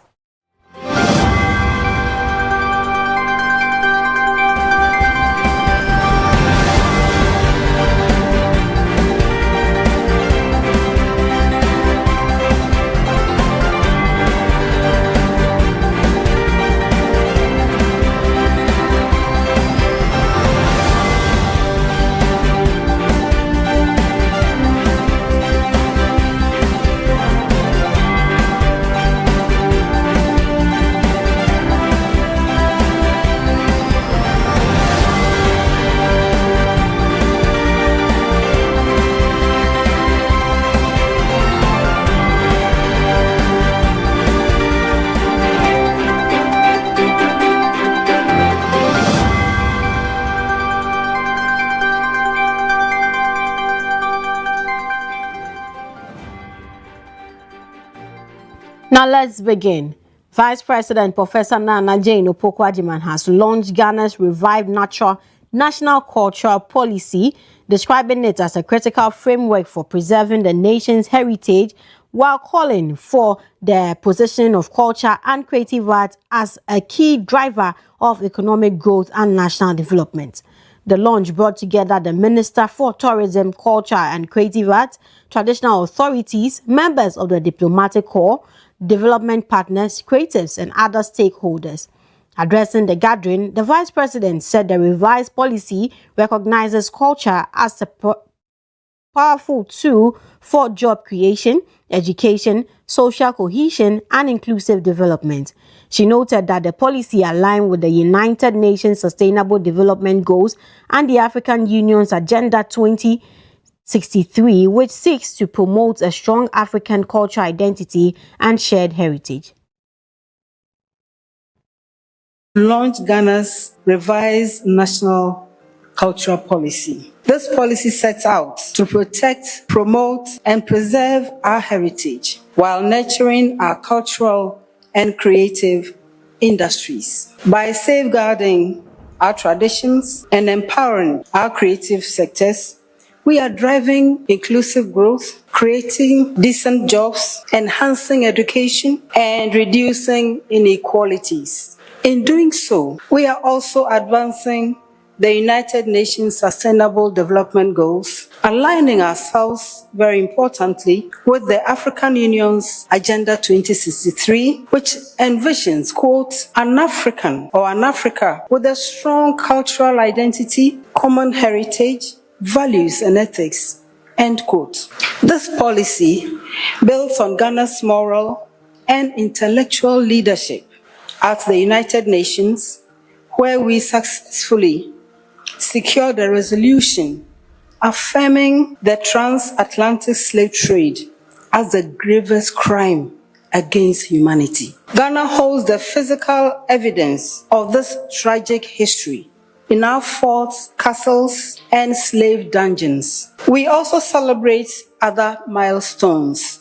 The inscription of Kente as a geographical indicator is a significant step that affirms the authenticity. Away from that, flooding emerged as the most pressing challenge confronting the Ablekuma Central Municipal Assembly in 2025, followed by sanitation, unemployment, health, and education concerns. These issues inform the Assembly's key development priorities and projects for the year under review. The concerns were highlighted at a stakeholder engagement forum held to assess the Assembly's performance for the 2025 fiscal year. Godfred Amwafo has more.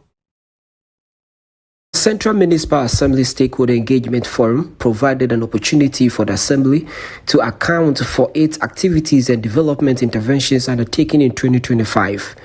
Held on the theme, Delivering Results, Transforming Communities, the forum highlighted the Assembly's achievements under the current administration. A total of 41 projects, including 3 legacy projects, were executed within the administration's first year in office. The projects cut across key sectors such as healthcare, education, road infrastructure, drainage system, market development, and job creation, all aimed at improving the living conditions of residents. Despite today's accomplishments, the Assembly identified a number of challenges that continue to hinder rapid development. These include inadequate land for development projects, the lack of a final waste disposal site, persistent flooding and poor drainage infrastructure, and increasing drug abuse among the youth. Addressing the media, the Municipal Chief Executive, Frank Nkansa, highlighted the significant investments made across various sectors over the past year. He stated that the Assembly would intensify efforts to desilt drains and clear waterways to help prevent flooding in the municipality in line with the directive of President John Dramani Mahama. Last week, we cleared the cattle ranch that is around ICGs. This week, before the week will end on Sunday, we are going to clear some part of the onion at Agbogloshi. The frontage, we are clearing the whole place. We want to ensure that nobody has anything on the waterway. Already, we had warned them not to put permanent structures, but we noticed that people are not ready to abide by the laws that we have set for ourselves. And we will not allow one individual to cause flood to many homes. So we are clearing, and we will continue to do. The president has tasked all of us to be very proactive on this, and we will not relent our effort in doing as the president has requested. Stakeholders used the forum to discuss challenges confronting the municipality and explore strategies to accelerate development and improve the living conditions of residents. For WoezorTV, Godfred Amuafo reporting. Now, the Ghana Water Company Limited has announced the completion of repair works on the transmission pipeline at the Barikesse Water Treatment Plant, leading to the resumption of water production for Kumasi and surrounding communities. In a statement issued on Wednesday, June 10, 2026, GWL said the repair works were completed ahead of schedule. The restoration of production is expected to improve water supply to residents within the Kumasi metropolitan area and adjoining communities who are affected by the disruption. Management of the Ghana Water Company Limited reaffirmed its commitment to providing safe, reliable, and sustainable water services and pledged to continue implementing proactive measures aimed at improving service delivery across the Ashanti region.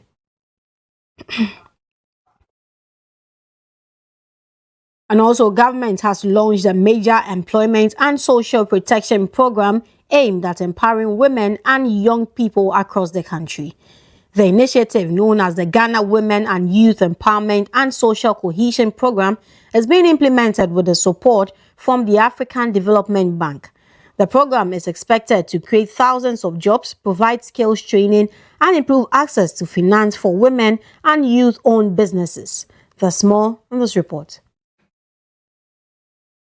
Fund, in partnership with the African Development Bank, has launched the Ghana Women and Youth Employment and Social Cohesion Program, aimed at creating jobs, supporting entrepreneurship, and improving livelihoods for women and young people across the country. The 4-year program, which will run from 2026 to 2029, is backed by a $71 million grant from the African Development Bank, and is expected to create more than 28,000 direct jobs and over 6,000 indirect jobs. Speaking at the launch, Deputy Minister for Finance Thomas Nyankwo said the initiative reflects government's commitment to tackling youth unemployment, empowering women, and promoting inclusive economic growth. Government firmly believes that Ghana cannot sustainably grow while its women and youth remain economically excluded.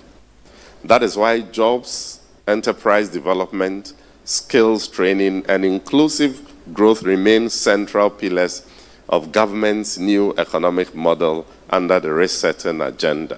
Chief Executive Officer of the Social Investment Fund, Abbas Adams Nuruddin, said the program is designed to transform lives and create opportunities in vulnerable communities. GWESCO is not merely about disbursement of funds.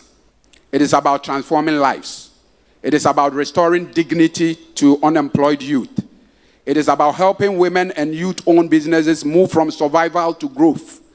It is about equipping young people with future-ready skills. Country Manager of the African Development Bank, Halima Yusuf Hashi, described the initiative as a transformative intervention aligned with Ghana's development agenda. With a grant of USD 71 million, the program is expected to create 28,000 direct jobs and more than 6,000 indirect jobs. It will support the renovation and equipping of 10 TVET centers and train 28,000 women and youth in STEM, digital and creative skills, including emerging areas such as artificial intelligence. Stakeholders say the initiative will help bridge skill gaps, expand access to finance, and create sustainable employment opportunities for thousands of women and young people nationwide. For WoezorTV, Rachel Asamoah. And away from that, Ghana and the Economic Community of West African States, ECOWAS, have announced the 5th meeting of ECOWAS Ministers of Trade and Industry, scheduled to take place in Accra from June 11 to 12, 2026. Ahead of the meeting, ECOWAS Director for Trade, Kowale Sofola, says ministers will consider recommendations developed by technical experts on a range of issues aimed at deepening regional economic integration and strengthening trade across West Africa. That will be taken here in Accra over the next 2 days by ministers will contribute towards advancing trade and investment frameworks of the region for over 400 million people. We look forward to strong ministerial guidance and we remain committed to implementation.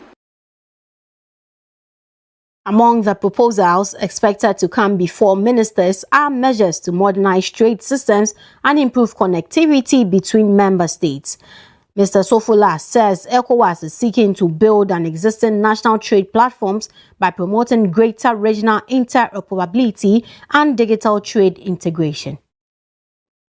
The region has a number of capable national trade systems, and the priority is now to interconnect them on a regional level.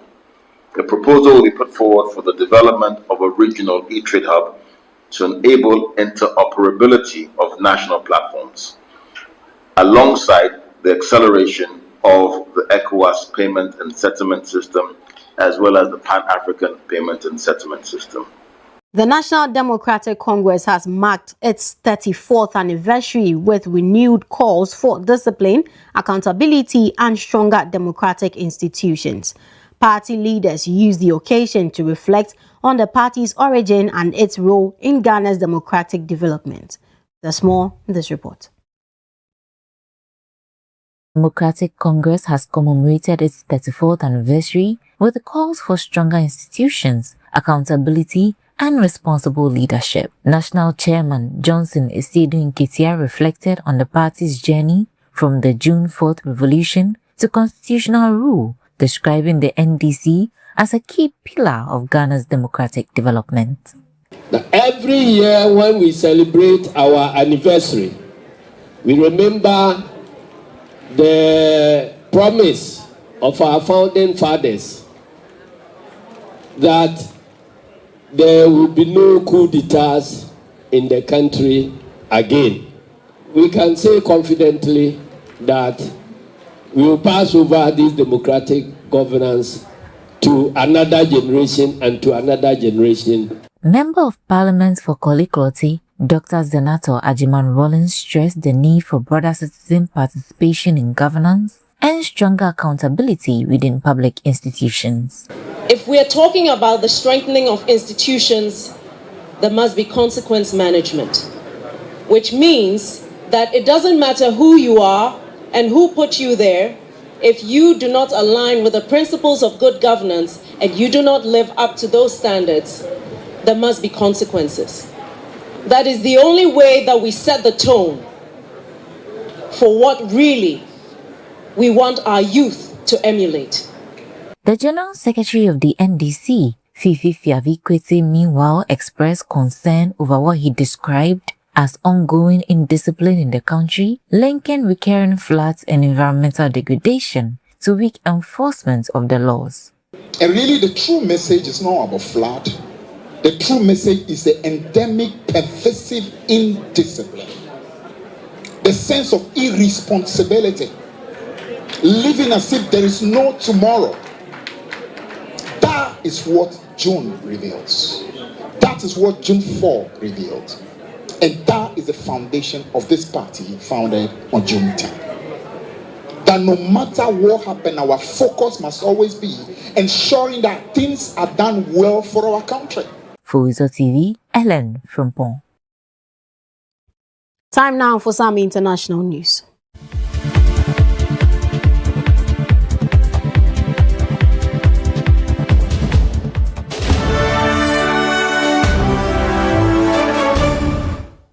Now, U.S. President Donald Trump said he laughs the inflation facing the U.S. as prices in May rose at their fastest rate in 3 years.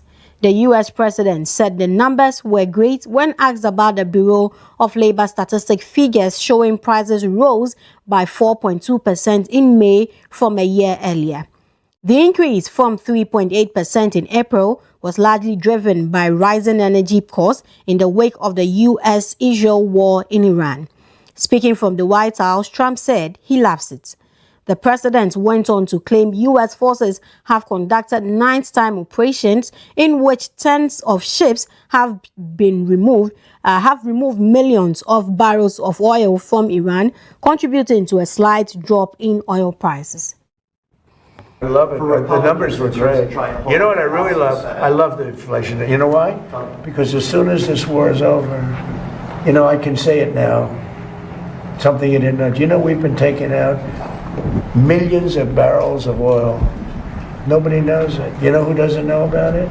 Iran, until right now. We took out the other night 22 ships, late at night with no lights, because they don't have any radar, because we blasted the crap out of it. Inflation to come down between now. Oh, when the war is over? Yes. It's coming down. I know you can't. It's going to come down like a rock. And again, we're taking out millions, which I'm just announcing today for the first time. But we've been taking out millions of barrels of oil. Millions of barrels.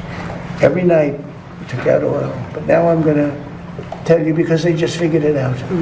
So now that they figured it out, I can tell you. It was very hard for me. I wanted to say it so badly, but I didn't want to ruin it. But it was very hard. But millions of barrels of oil has come out. And that's why it's at $85, $90 a barrel instead of $250. When it's over, you will see oil drop. Now this brings us to the end of the WoezorTV report. Many thanks for staying with us. I am Karen. Now you're Kwati.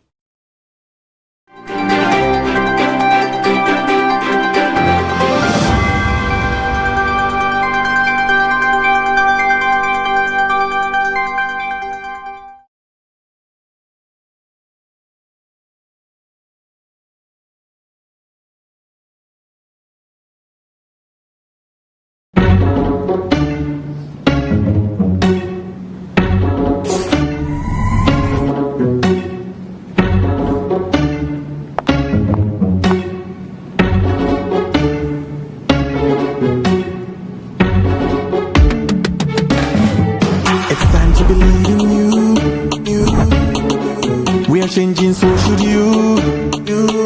If you're dreaming, don't be afraid. And in the valleys, keep your head up high. Dare to dream with Puma drinks. Puma, Puma. Yeah, believe it, you can achieve. Puma, Puma. Oh yeah, clap your hands for the whole new vibe. Make we set the blessing vibe. Oh yeah, come alive. Puma, Puma. Let me hear you. Puma.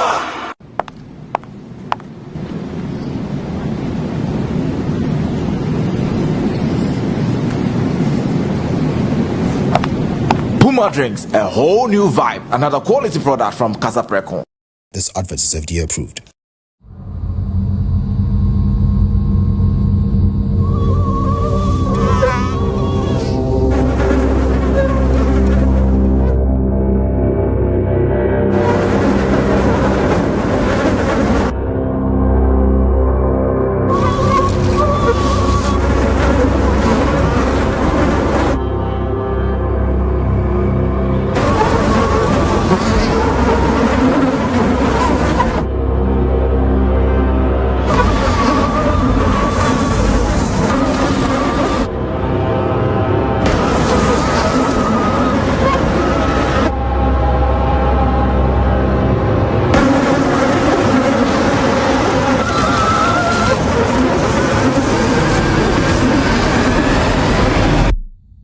Or we can be the generation that ends it for good.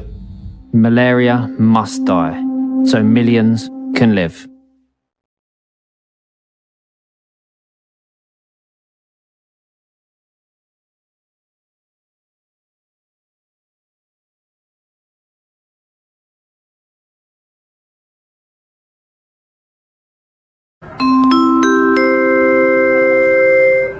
Your flight is ready to leave. Sit back and relax and enjoy the flight.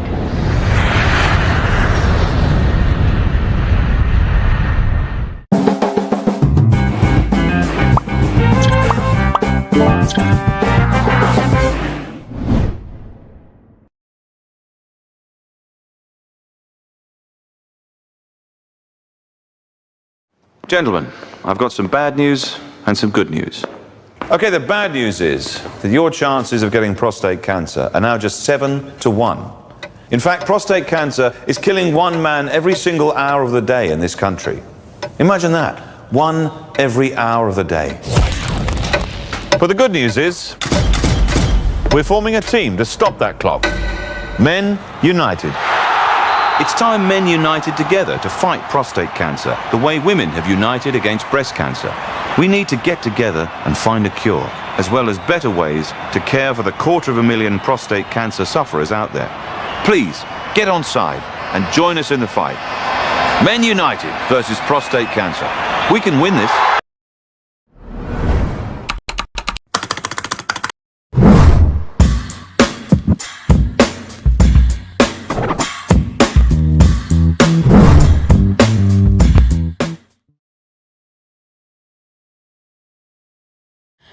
Good morning, you are still watching the WoezorTV Breakfast Cafe. This is the entertainment update. My name is Evergreen Asantwa and here are today's headlines. Sarkodie Shatawale reunion sparks excitement across music industry. Sarkodie plans special travel experience for loyal fans. Joy B credits Lil Shaker and Tiffany for shaping his career. Jay-Z announces major concert in Paris and Los Angeles. And now to the details of the stories. Two of Ghana's biggest music stars are joining forces once again. Sarkodie and Shatawale have officially announced a new collaboration titled Everlasting, nearly a decade after releasing It's My Life in July 2017. The announcement has generated excitement across the entertainment industry, with fans eager to hear what the award-winning artists have created together. Beyond the music, the collaboration highlights an important lesson about longevity in the creative industry. While careers often evolve and relationships change, successful artists understand the value of maintaining connections that can create new opportunities. Sometimes the most anticipated collaborations are not new partnerships, but the return of proven chemistry.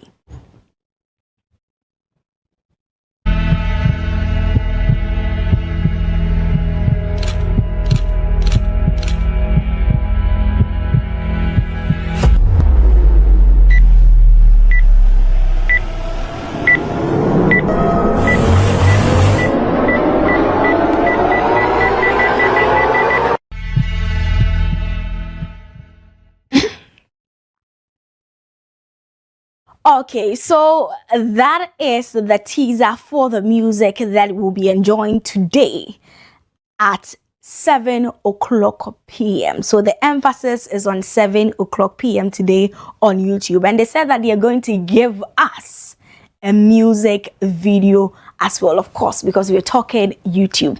And in a recent interview too, Shatta stated that if he is going to collaborate with Sarkodie again, they are definitely not going to give us audios only, but every song is going to come with a music video, and I absolutely love this for them. So I mean, the whole Kweku Smoke concert was just, I think it was the whole teaser to this whole new song, because they needed a talkability, they needed us to anticipate for something, or probably, you know, we won't see it coming, and I absolutely love it. The last song I remember from Sarkodie and Shatawale was in 2017, that's It's My Life, and they also have Mejo Girl, which is one of their most popular songs together. And that was somewhere in 2014. So it's been a long time coming, okay? And I am greatly anticipating for what they have got for us today at 7 o'clock p.m. I love, love, love this. And I love the excitement that it has generated online and how people are cheering them on.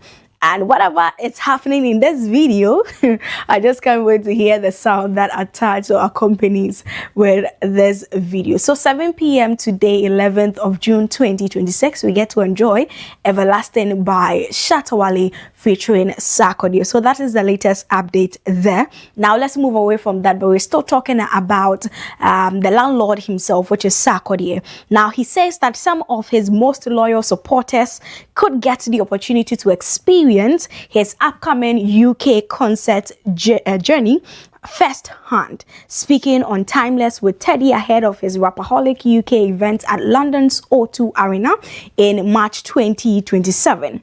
The rapper revealed that discussions are underway with a travel agency to develop packages for fans interested in attending. He also disclosed that some dedicated supporters may be given the opportunity to travel with his team free of charge. While the concert itself is expected to be a major event, Sarkodie's comments reflect a growing trend in entertainment where artists are looking beyond performances and creating experiences that deepen connections with their audiences. It is a reminder that fan loyalty is often built through appreciation, not just entertainment. Flyover as well, you know. Yes, Is there anything special from your camp for people who want to travel? Yeah, so actually we had a conversation with this travel agency that wanted to come up with some package for the people who want to travel. So hopefully we're able to close that.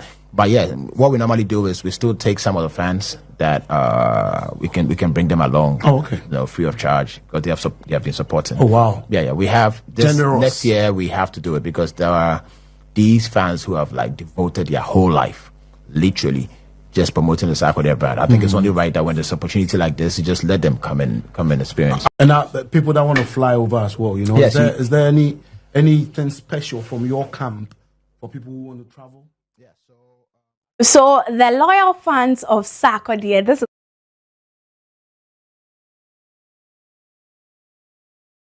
of March 2027, you'll be live in London having fun and enjoying yourself alongside the landlord. And I also can't wait for this one. Just imagine, I mean, you can only imagine it, but Sarkodie says that stop imagining it because he's definitely going to make it happen. So if you believe and you know that you have been supporting the Sarkodie brand for a very long time, then this is your opportunity. So when you go, just make sure that you have some fun and you enjoy yourself. Just yesterday, I told you that Shatta Wale has introduced a card for, you know, a gold card to be specific for the Shatta Movement fans. And now you get to join the membership. You know, it's like you having a membership card and then what have you. And now Sarkodie is also taking some fans to London. I love what is happening in the music industry currently. And also something we didn't see coming. Joy B is back in the news. Yes, you heard that right. And this time around, he's not even talking about an upcoming project or what have you, right? But he is talking about some of the people who held him. Some of the people, you know how we say, this one held me down, like you hold somebody, you know, that kind of vibe. And that's absolutely what is happening. So he was telling us some of the people who did that for him during the early years of his career. So award-winning rapper Joy B has reflected on the people he says helped shape his music career, paying special tribute to Lil Shaker and Tiffany for their support during his early years. Speaking on Culture Daily, the musician described how a chance meeting with Lil Shaker during his school days opened doors that eventually changed the direction of his life. He also credited Tiffany for helping expose his music to influential industry figures at a critical stage in his development. While talent is often celebrated in the spotlight, Joy B's story highlights an important reality about success. Behind many successful careers are mentors, supporters, and individuals who recognize potential before the rest of the world. Now he reflects, and also this reflection serves as a reminder that relationships can be just as valuable as talent in achieving long-term success.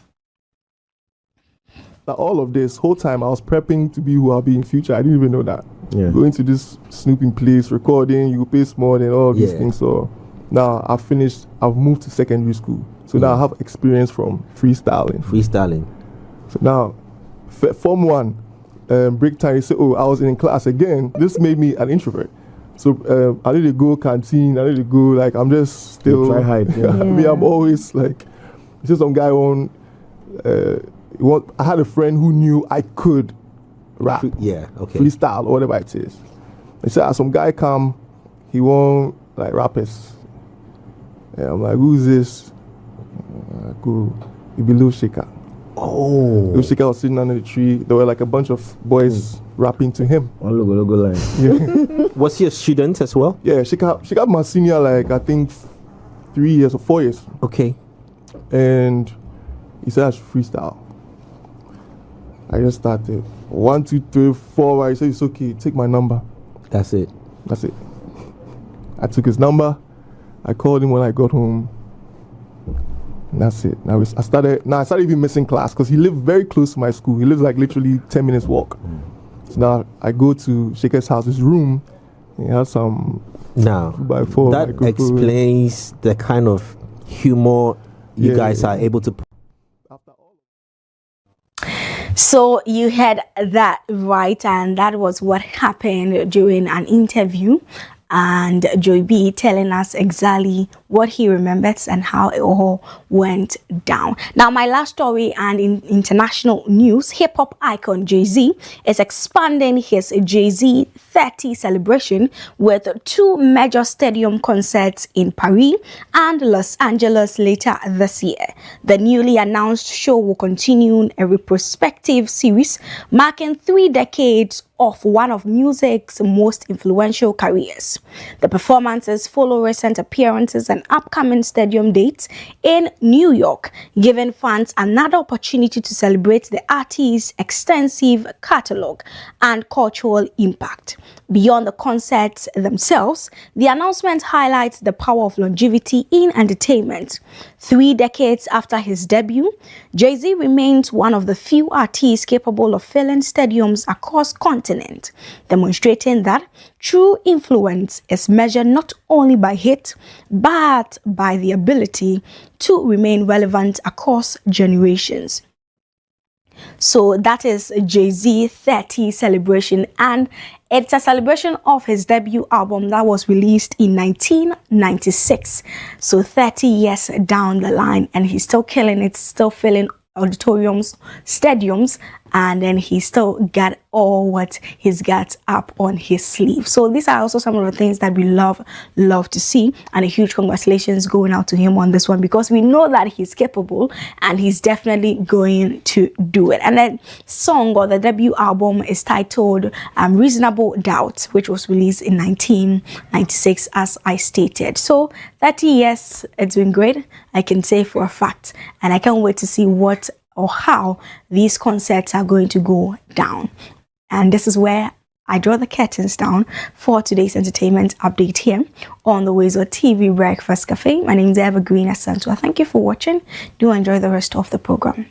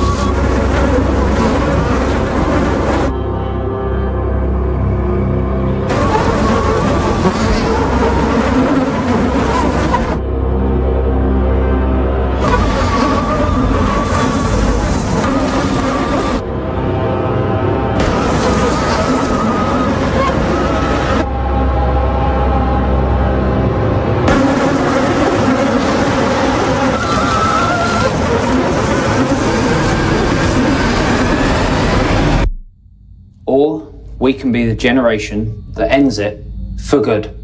Malaria must die so millions can live.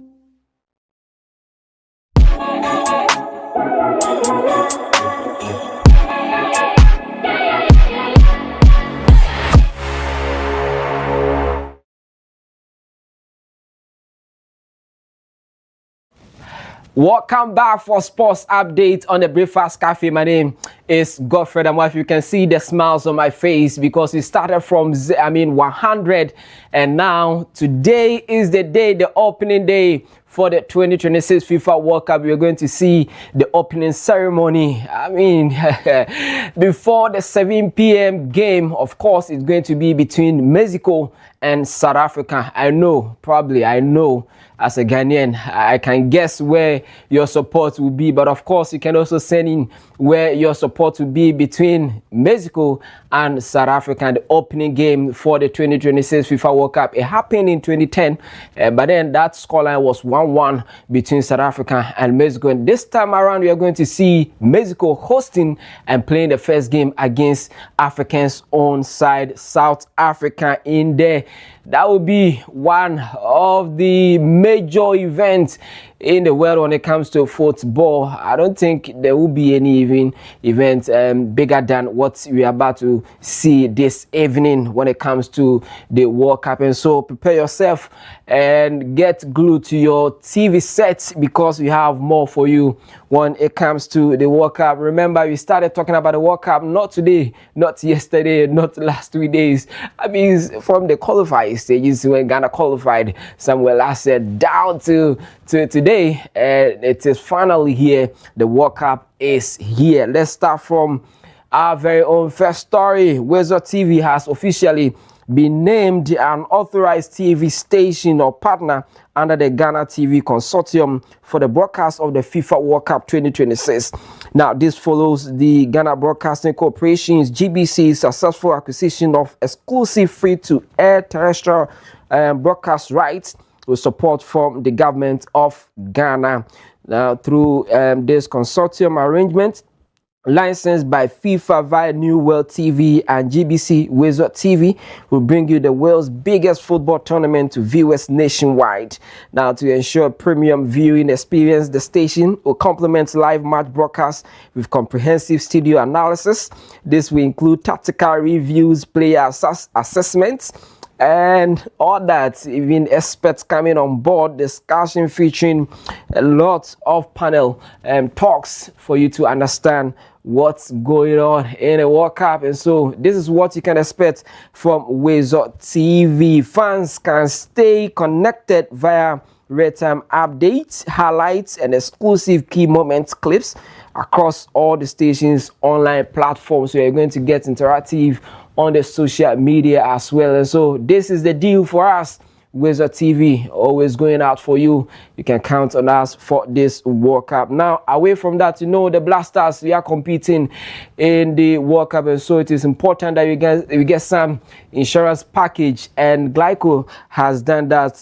They have reaffirmed their commitment to Ghana sports development and the welfare of national athletes with presentation of 15 million Ghana cedis personal accident insurance cover and cash support to the Blasters and officials of the Ghana Football Association, which is the GFA.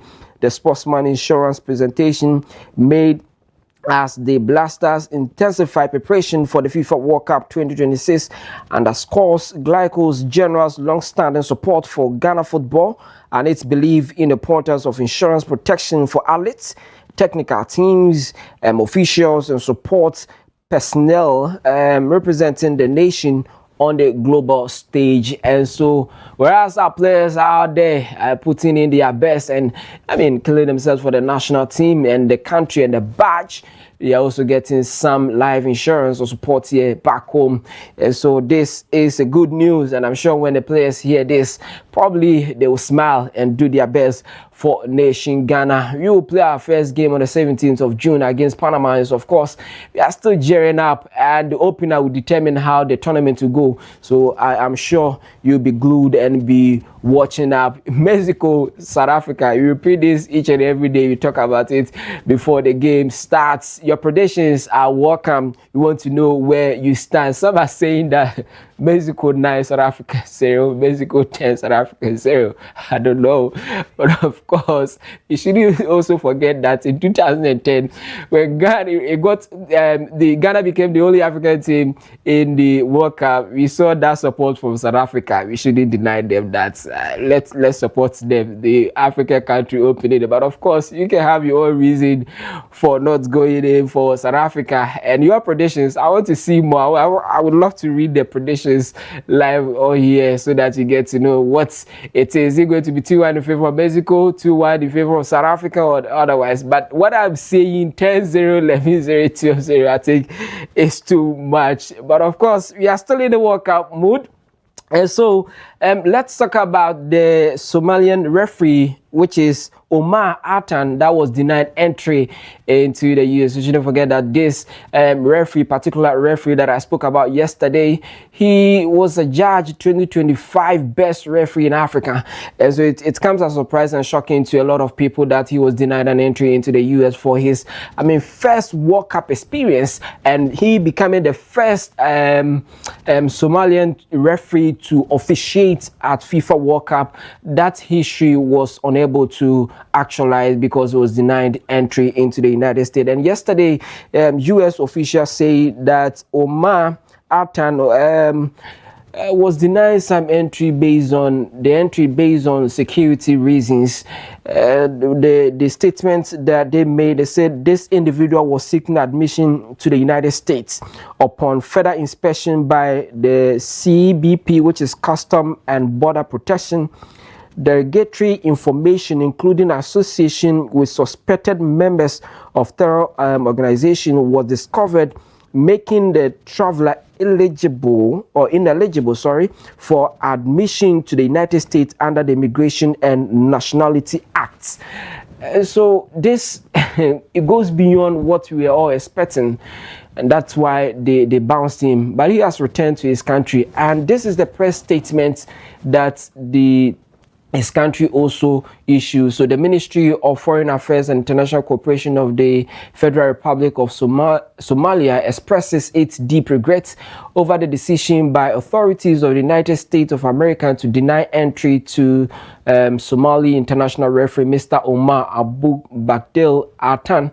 Now, Mr. Atan, CAF referee of the year 2025 and Somalia's most accomplished sporting figure and a source of immense national pride.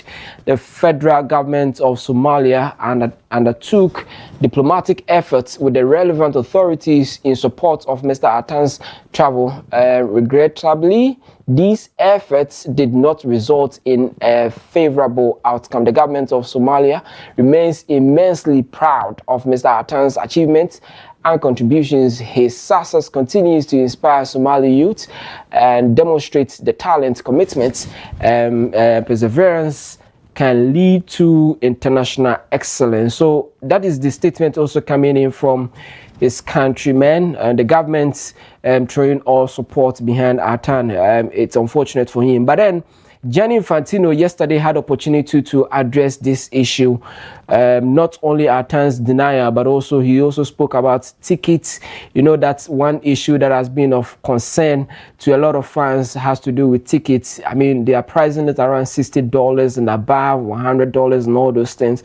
He addressed the media on that. He also spoke about Iran. He says that if Iran had not were not able to come, he himself was, ready to drive the bus to bring them to the tournament. So he was going to do all that it takes to bring them. And now Iran is there. But surprisingly, he didn't do anything to allow Atan to get into US to officiate. He spoke about that. But his comments with regards to Atan, he says that sometimes you need to relax and chill. This is the only thing he said about that. Relax and chill. Gianni Infantino, let's listen to him.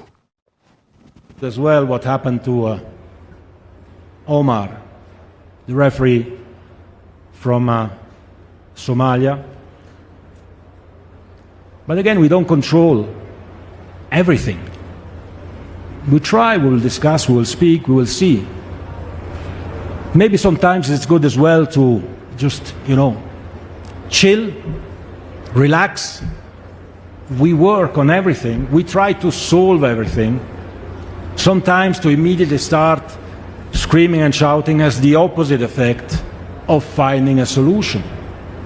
Believe me when I tell you, or don't believe me if you don't want, but we try always to find solutions. Always. But then we need to respect that we are not the kings of the world who can rule over governments and police forces and I don't know what. We are a sports organization. We try to do our best with the means that we have to make as much as possible. And in this, and I conclude, we want to unite the world. And if I can ask you one thing, again, if you want to criticize me, it's fine. It's okay. But promote the unity of the World Cup. Promote people coming to the World Cup, feeling those emotions that all of you have been feeling when you were children, and I hope you can still feel them now, because we want to unite the world. And speaking about, unfortunate as well, what happened to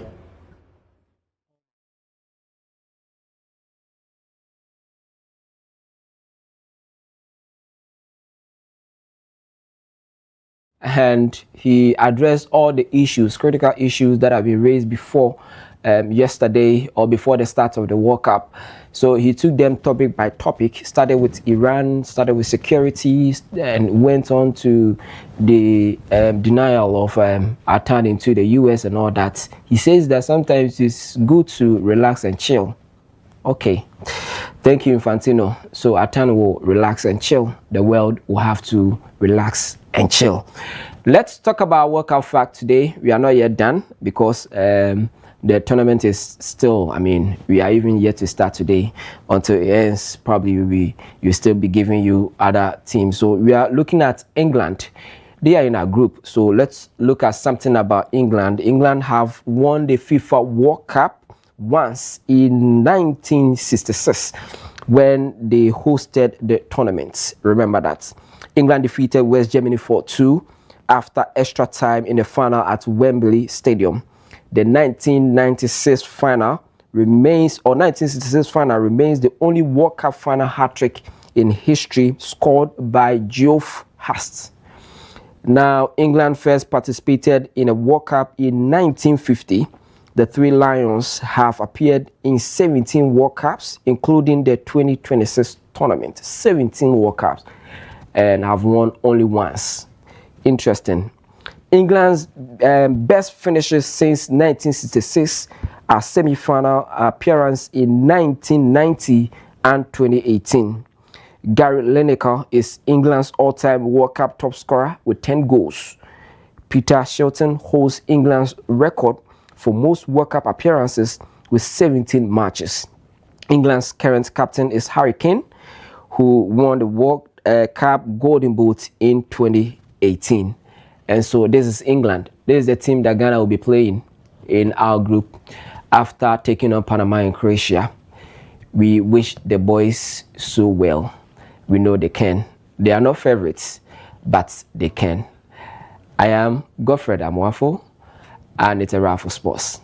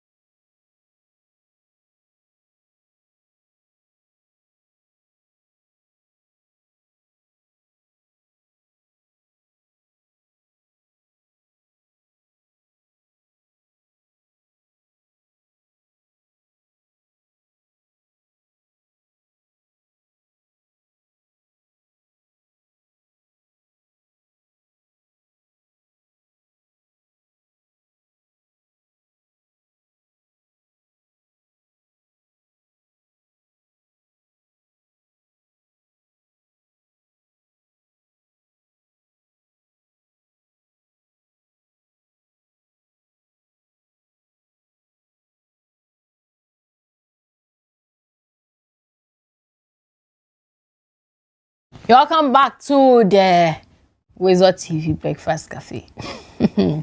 As we said earlier, tomorrow we are much interested in the Mexico versus South Africa. It's today. Oh. Hey, madam. Master, no. So take it again. Today, yes, we are much interested in the Mexico versus South Africa. The black ones or the white ones? South Africa is South Africa. Okay, them. They are much. But earlier I told you that I have gotten myself a Mexican name. We are supporting Mexico, pumping Kehiwale. Godfred Amwafu. What is your Mexican name? Oh, I'm Luis de la Fonte Lechereria Amrasunda. You say what? Luis de la Fanto Amrasunda. And we are then again. Luis de la Fanto de Amrasunda. Okay. Yeah. Me, the way Godfred was. You see the way Godfred. There is no Mexican name like that. You the way Mexicans. Yes, their names are from Spanish. Yeah. Godfred is very controversial sometimes. I thought maybe he'll tell me he will not support Mexico. So be like, Godfred. I'll say what. No, you see the South Africans. When you are mentioning their names. You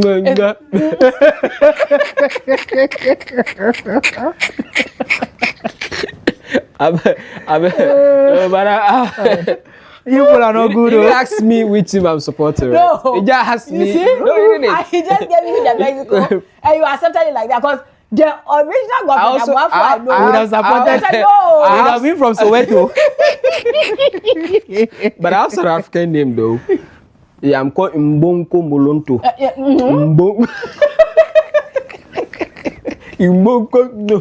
No, but why do they make that sound? It's a special tribe in there. Yeah, I think so. I think it's a particular tribe. Yeah. We had this gospel musician coming from South Africa one time for my cousin's event in Ghana. And her name is, so when you look at it, it's Molly. Right? But she said, you can't pronounce it Molly. How is it written? Molly, like the girl that sounds L-Y, yeah. So no, you can't pronounce like Molly. It's not English. It's Molly. So you need to add accent to it. Say, we are supporting Mexico. I am not supporting Mexico. Oh, Alejandro. No, I am not supporting. I've changed my mind. Alejandro Diahaji. No, so call me Uhuru. For where? Uhuru means freedom. Oh no. It's a Swahili word. It's a Swahili name. No, see, leave the Swahili, Kiswahili, Zulu, Zutu. Leave all of them. They are the people, the Zulu people. They are the ones doing the things. Oh. Yeah, I want to develop the country. Please, let's go. You know the people from Mexico and Casan, when you trace, they to their family members. Like blacks, eh? Yeah. Okay, so you want us to support me? I think go on Facebook. Let's read the messages. We have asked viewers. I mean, yesterday. Ghana versus Mexico versus South Africa. What they think now? Work on that. Get those messages for us. We'll read them out. Share with the rest of the world. But Godfred is here. Godfred, let's talk about the World Cup. When is it kickstarting? What are the expectations? Have all teams arrived? I saw a video where what's the name of that country? Is it Curacao? Curacao, and this is their first major tournament, right? Yeah. I am really supporting Curacao. I'm supporting. Aside Ghana, England, France, Germany is Curacao. No, I'm not supporting Spain. Why are you supporting them? Curacao.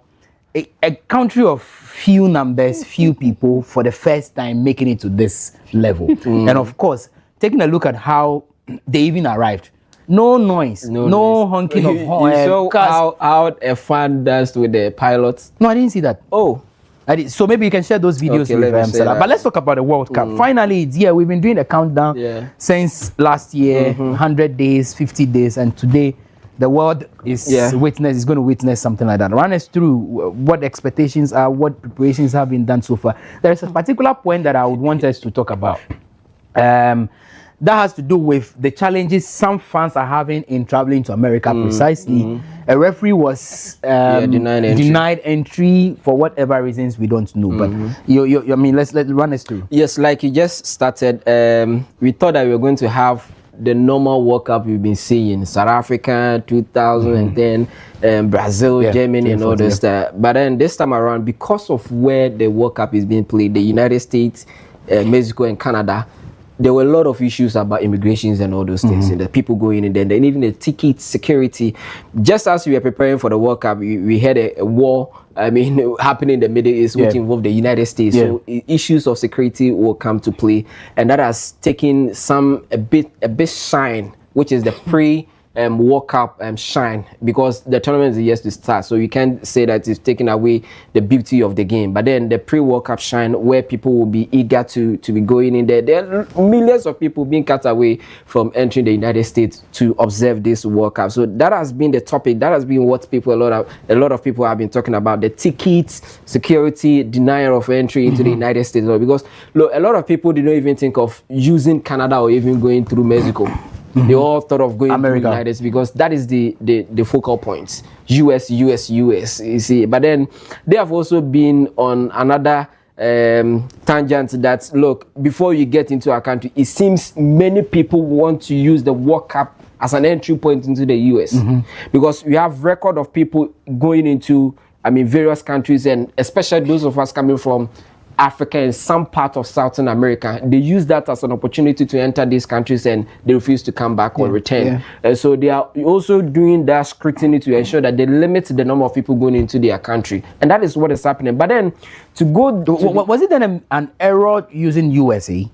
It's not an error. No. For US who's in there. Okay. For FIFA giving them the bid. Yes. I wouldn't say, because FIFA should consider all these issues, these challenges of immigrants here and there, because I am worried about the fact that referee, is he a Somalian referee, was denied entry into US, and I feel that kills the game, because football ought to rather reconcile or unite us as a people. But if we are seeing the division, then we are losing. He wasn't. Probably he is an official, so his own has been very topical. People are talking about, because you're going to officiate the game and all that. But there are a lot of people that were denied entry. There are some technical handlers of some various teams that were denied entry. Some were even, they got there, they bounced them back. Photographers of some national teams, yes. So you wonder who actually gives them the visa. They get in there, they bounce them back. This guy got there and they bounced him back. The referee actually got to US. So he had to come back to Turkey, then return to his country. Oh, so it's not as if he was denied. From Somalia. No, he had moved to Turkey, then went to US. Then he was bounced back. You understand? To come back to his country, and so it's quite unfortunate. The money you spend, the visa, and all those things. In fact, Randy, the guy is just strong, and I love the way his country received him back. They all, behind him, because he was probably going to be the first of their country, officiating at the World Cup. And so it was. And that would have been historic for him and the country as well. Very, very, very much. That's why the government has even issued a statement. What is FIFA saying about it now? He says that, like the official statement they brought up, he says that a Trump administration source said this individual was seeking admission to the United States upon further inspection by the CPB, which is the Customs Border Protection.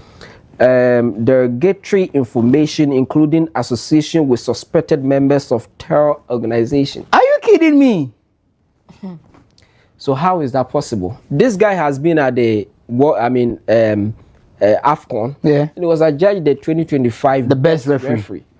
Okay, but they mentioned that there seems to be some link, some relationship or association and with you see these people, when they suspect you, they can go through your chart, your course, everything, your history. When they mark you down, it's very difficult. But he has denied all these things. So probably, I don't know. You see, US feels threatened. Yeah. Like you always say, you don't want to draw in the religious issues. But they feel threatened. Any country that they feel like you have an allegiance with a country, they are fighting for something. They fear of allowing you to come. That's why they were treating Iran some way. Is Iran part of the World Cup? I thought they pulled out. No, okay. They are part. Now let's talk about security, because we know the issues bordering Iran, Israel, sorry, did I say Mexico, and US. we are not out of the woods yet. Yes. Things still are ongoing. Discussions are ongoing here. Even yesterday there was bombing. Exactly. So security-wise, you are a sports person. You have been following keenly. What is FIFA's preparation to safeguard the World Cup community? So FIFA will collaborate with the countries that are hosting. Okay. To ensure security. When it comes to security, US is top notch. No doubt about that. And so for those that will be basing in the US, you have the guarantee that yes, but the mention of Iran comes to mind. People will be looking at them critically. Where are they? US or Mexico? They are being hosted in the Mexico because US said they won't allow them in there. So Mexican president says they are welcome in their country. So that's where they'll be basing for now. To play their games. And so you know, when the draw was done, I think the draw and the groupings were done before this whole war started. Yes. And they were supposed to play in US. Yes, based in the US. Hey, World Cup way there. So it's a political World Cup. Okay, that's fine. Let me put it that way. Okay, let's move on from that. I have also seen, and now you may want to come in here. I have seen how teams arrived. I think this is one. Which country is that? That's Iran. Yeah. That's how they arrived. And I think we were adjudged the best costumed. Is that true? Ghana. Yeah. The jersey. Yeah. Is it true? Home jersey, the whites and the waves. But we are not going to use it in the group stages because of conflicting colors. Okay. No, we are not the only one. Okay. But there are several countries that will not use their home jerseys and away jerseys for the tournament. Okay. Yeah. Okay. Godfrey, where is Ghana based? We were based in Canada. Okay. Yes. We are playing in Canada for our group games. Okay. Yes. Okay. All right. Now let's look at the messages quickly. Let's talk about South Africa, Mexico. But before then, I have a message from my former MC, Honorable Divine Bossy. He actually named Arsenal. Oh, okay. Yeah, you remember yesterday I even mentioned his name. So, Honorable, good morning to you, and always thank you so much for always watching. He says that Mexico all the way. Ghana should have called back our ambassador from SA long ago. Okay. Yeah. A friend Restu says Resturez Alvarez. No, I don't know. That's his name. Restus Numani says his name is Resturez Alvarez. Well, let's talk about today's games now. Okay, before then, if you read some of the messages, what's the question? What did we put out? So yeah, on WoezorTV's Facebook page, you go and then it was put. I said it's time to choose a side. South Africa versus Mexico. Who takes the win? Okay. Let us know your score predictions below. Okay. And know the comments. So one that matters says Mexico 0, South Africa. Hey, Mexico 3. Where? Mexico 3, South Africa 0. Okay. And Ishmael said Mumuni says Kwabna Havia. Mexico will win by 3-1. Pascal Newton said if we support South Africa, they will say we are taking their work. We'll go to Mexico. Even as supporting them. Yeah, we are taking their work. Sadiq Mumuni says we are supporting Mexico because we don't want them to say we are taking their support. Solomon Akoglo says Mexico 0, xenophobia. Hey, Mexico 2. God. Relax, so. Mexico 2, xenophobia 0. And Fifi Asian says the world Mexico 5. Take that again. The world Mexico. Okay. 5. He added something before South Africa. Okay. You don't want to add, you don't want to say that. Okay. Let's move on.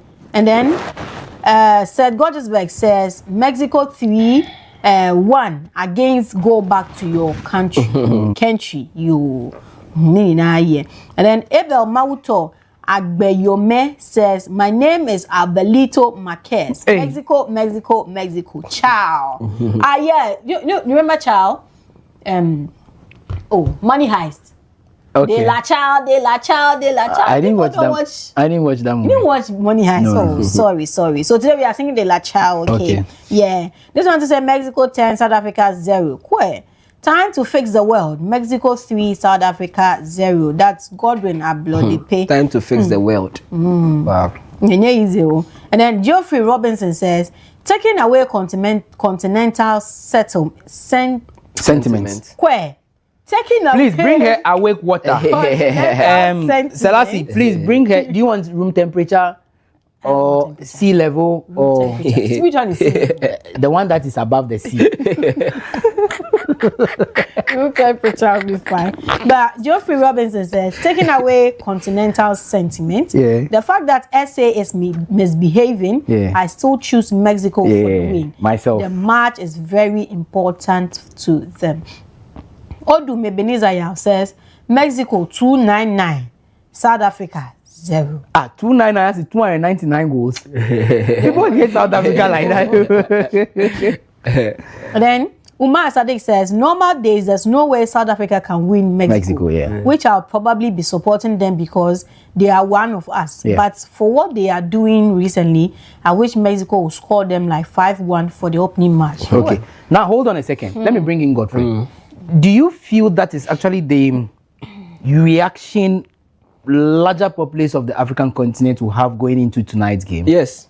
Yes, it will. And you have been following, I mean, the other platforms as well. Yes. What has been some of the comments or the commentaries that is actually coming up before this game? This is even small. Okay.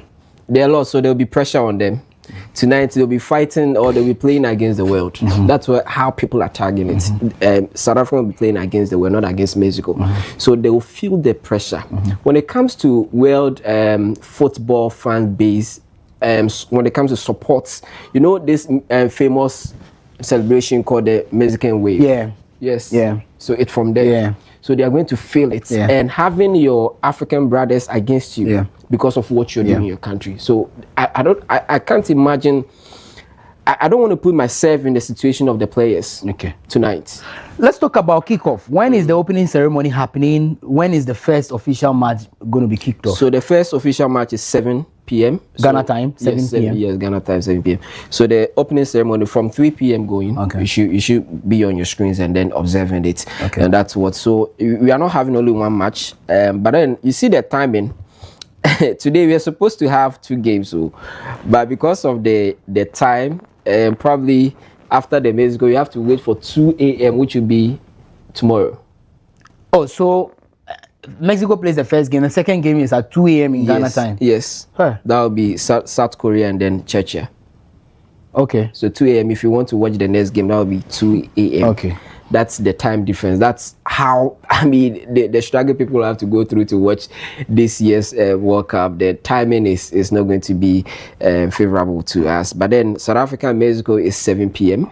And that's what we have, and that's what we are going to go with. Ghana time, 7 p.m. if you want to have the live coverage of that game or watch it live in Ghana here. So it's going to be... So let's tell the viewers what we are doing as WoezorTV, as head of sports. Don't mind me, I'm just... you know how I do it. I give tax anyhow. But the man leading the sports team. So yesterday we all got the big news. The announcement was made that we've gotten the right from GBC, the authorization from Please play that video for me when the others were signing the... No, not this one. That's or is this it? That's it, Okay, thank you. So it is official. Official. That's Boss Joshua. Yes. Right? So it is official when we signed the document. No, it be we they do it and they follow. We go show. The thumbs up. The thumbs up. It's a great work. If you look at the preparation, what has gone into this, I think the only thing I can say is that, I mean, kudos to them. They've worked so hard, the team, the entire team, for getting us, our viewers, to appreciate what will happen in the World Cup. And so that is what it is for us now. We are going to, just as GBC is going to show, we are also going to show on our channel for Ghanaians to have it. So the group stages game, you're going to have some of them on our screens to enjoy. Ghana, you know that you're definitely going to have the Blasters game to watch and all that, and detailed analysis of all the games. You know, we are bringing you. You see the boys that come on the arena and look. Yesterday, sincerely speaking, I sat by my TV and I watched from beginning to the end. I couldn't even flip. I couldn't turn off the TV. For a very long time, I enjoyed everything that they said yesterday. Fantastic. Picture quality was up. The analysis superb. Yes. They are joining pictures, videos, the graphics. Solid. Where else can you get that? And there's more to come. Hey. Yeah. Charlie, let's clap for the team. Let's clap for the sports team. Let's clap for the sports team. Yesterday I saw Kevin. He's prepared. Yeah. So after he chop fire, he chops on fire in the morning. So you're going to see some HD pictures. You can attest to that. Yeah. And one thing when I go around and people see me, where do you work? I say, Weezer, or say, oh, that station quality pictures. Yeah. I love the quality. And so that's what we can promise Ghanaians, Randy. Okay. Anyway, now read 2 more messages because we have about 500 or so messages, right? Yeah, so read, or so you take us home. Right, so let me just read the ones I have, then you can wrap it up for us. Harry Bachman says, good morning team. The Ghana ambassador to South Africa will be the last after every Ghanaian has successfully been evacuated. Yes, so just to answer the other texter, he says, Mexico will win today's game due to home massive support. Regards to the team, and congratulations to WoezorTV. I'm watching with you as always. Oh, where is the other one? Christian Gaffa also says that, good morning, Randy. I greet you all in the studio. Mexico will win today because Jesus was born in Mexico, a place of peace. Okay. That's debatable. Yeah, very debatable, you know. And also, Mackay says, Mackay is a filmmaker, and he says that South Africa will suffer for Africans' hands today. Mexico will win SA. Sincerely, the video quality of WoezorTV is top notch. The quality is best in Ghana. You guys are doing a great job. Mackay, thank you so much. All right, Charlie, let's go. Abdul Kaha Inusa says, even if South Africa is playing against South Africa, I will support the stadium. Okay. And people at Mexico. That's hard, man. Like is that if what is doing what? South Africa is playing against South Africa, he will support the stadium. Hey, Charlie. Okay. I will support the goalpost. Okay. Anyway, unfortunately, now we would have to go. We are out of time now. But hopefully tomorrow we'll be back. Now take us home safe and sound. Okay. And give caution, the rains. Please, if you don't have anything doing in town, sleep. Get hot chocolate for the breakfast. Fry egg, toast bread, eat. In the afternoon, get some banku and fetridechi, eat. Sleep. In the evening, you can cook jollof with sauteed vegetables and chicken breasts. You can eat that one too. You'll be fine. Let's stay safe. The rains are here, and predictions tells us that it's going to be more intensified in the days ahead. So if you don't have anything doing in town, please stay indoors and enjoy the World Cup here on WoezorTV, because we are working hard to see the way you say we go all out for you, and the quality, we go all out for you. So tomorrow, the La Santos and the La Cruz and you are still saying tomorrow. Today. Tomorrow we will come and celebrate. So wear the Mexican jerseys, right? Hey. We dress like Mexicans. We go and find cowboy caps. And only if they will win. Hey. Only if. Something just came to mind. What came to mind? In 2022, no TV station in Ghana showed the World Cup. Yeah, because we had to rely on. Because the government of the day at that time failed. The government of the day now deserves some. Charlie, they deserve some applause. Yeah, it's true. They deserve some applause. All right. Thank you. So on that note of the government deserving some applause, keep your dials on WoezorTV. Allah. We draw curtains down the WoezorTV breakfast cafe, but yes, we'll still bring you updates on the World Cup and many more here on your Shule WoezorTV. Have a good morning. How do you say baba in Mexico? In Spanish? Spanish.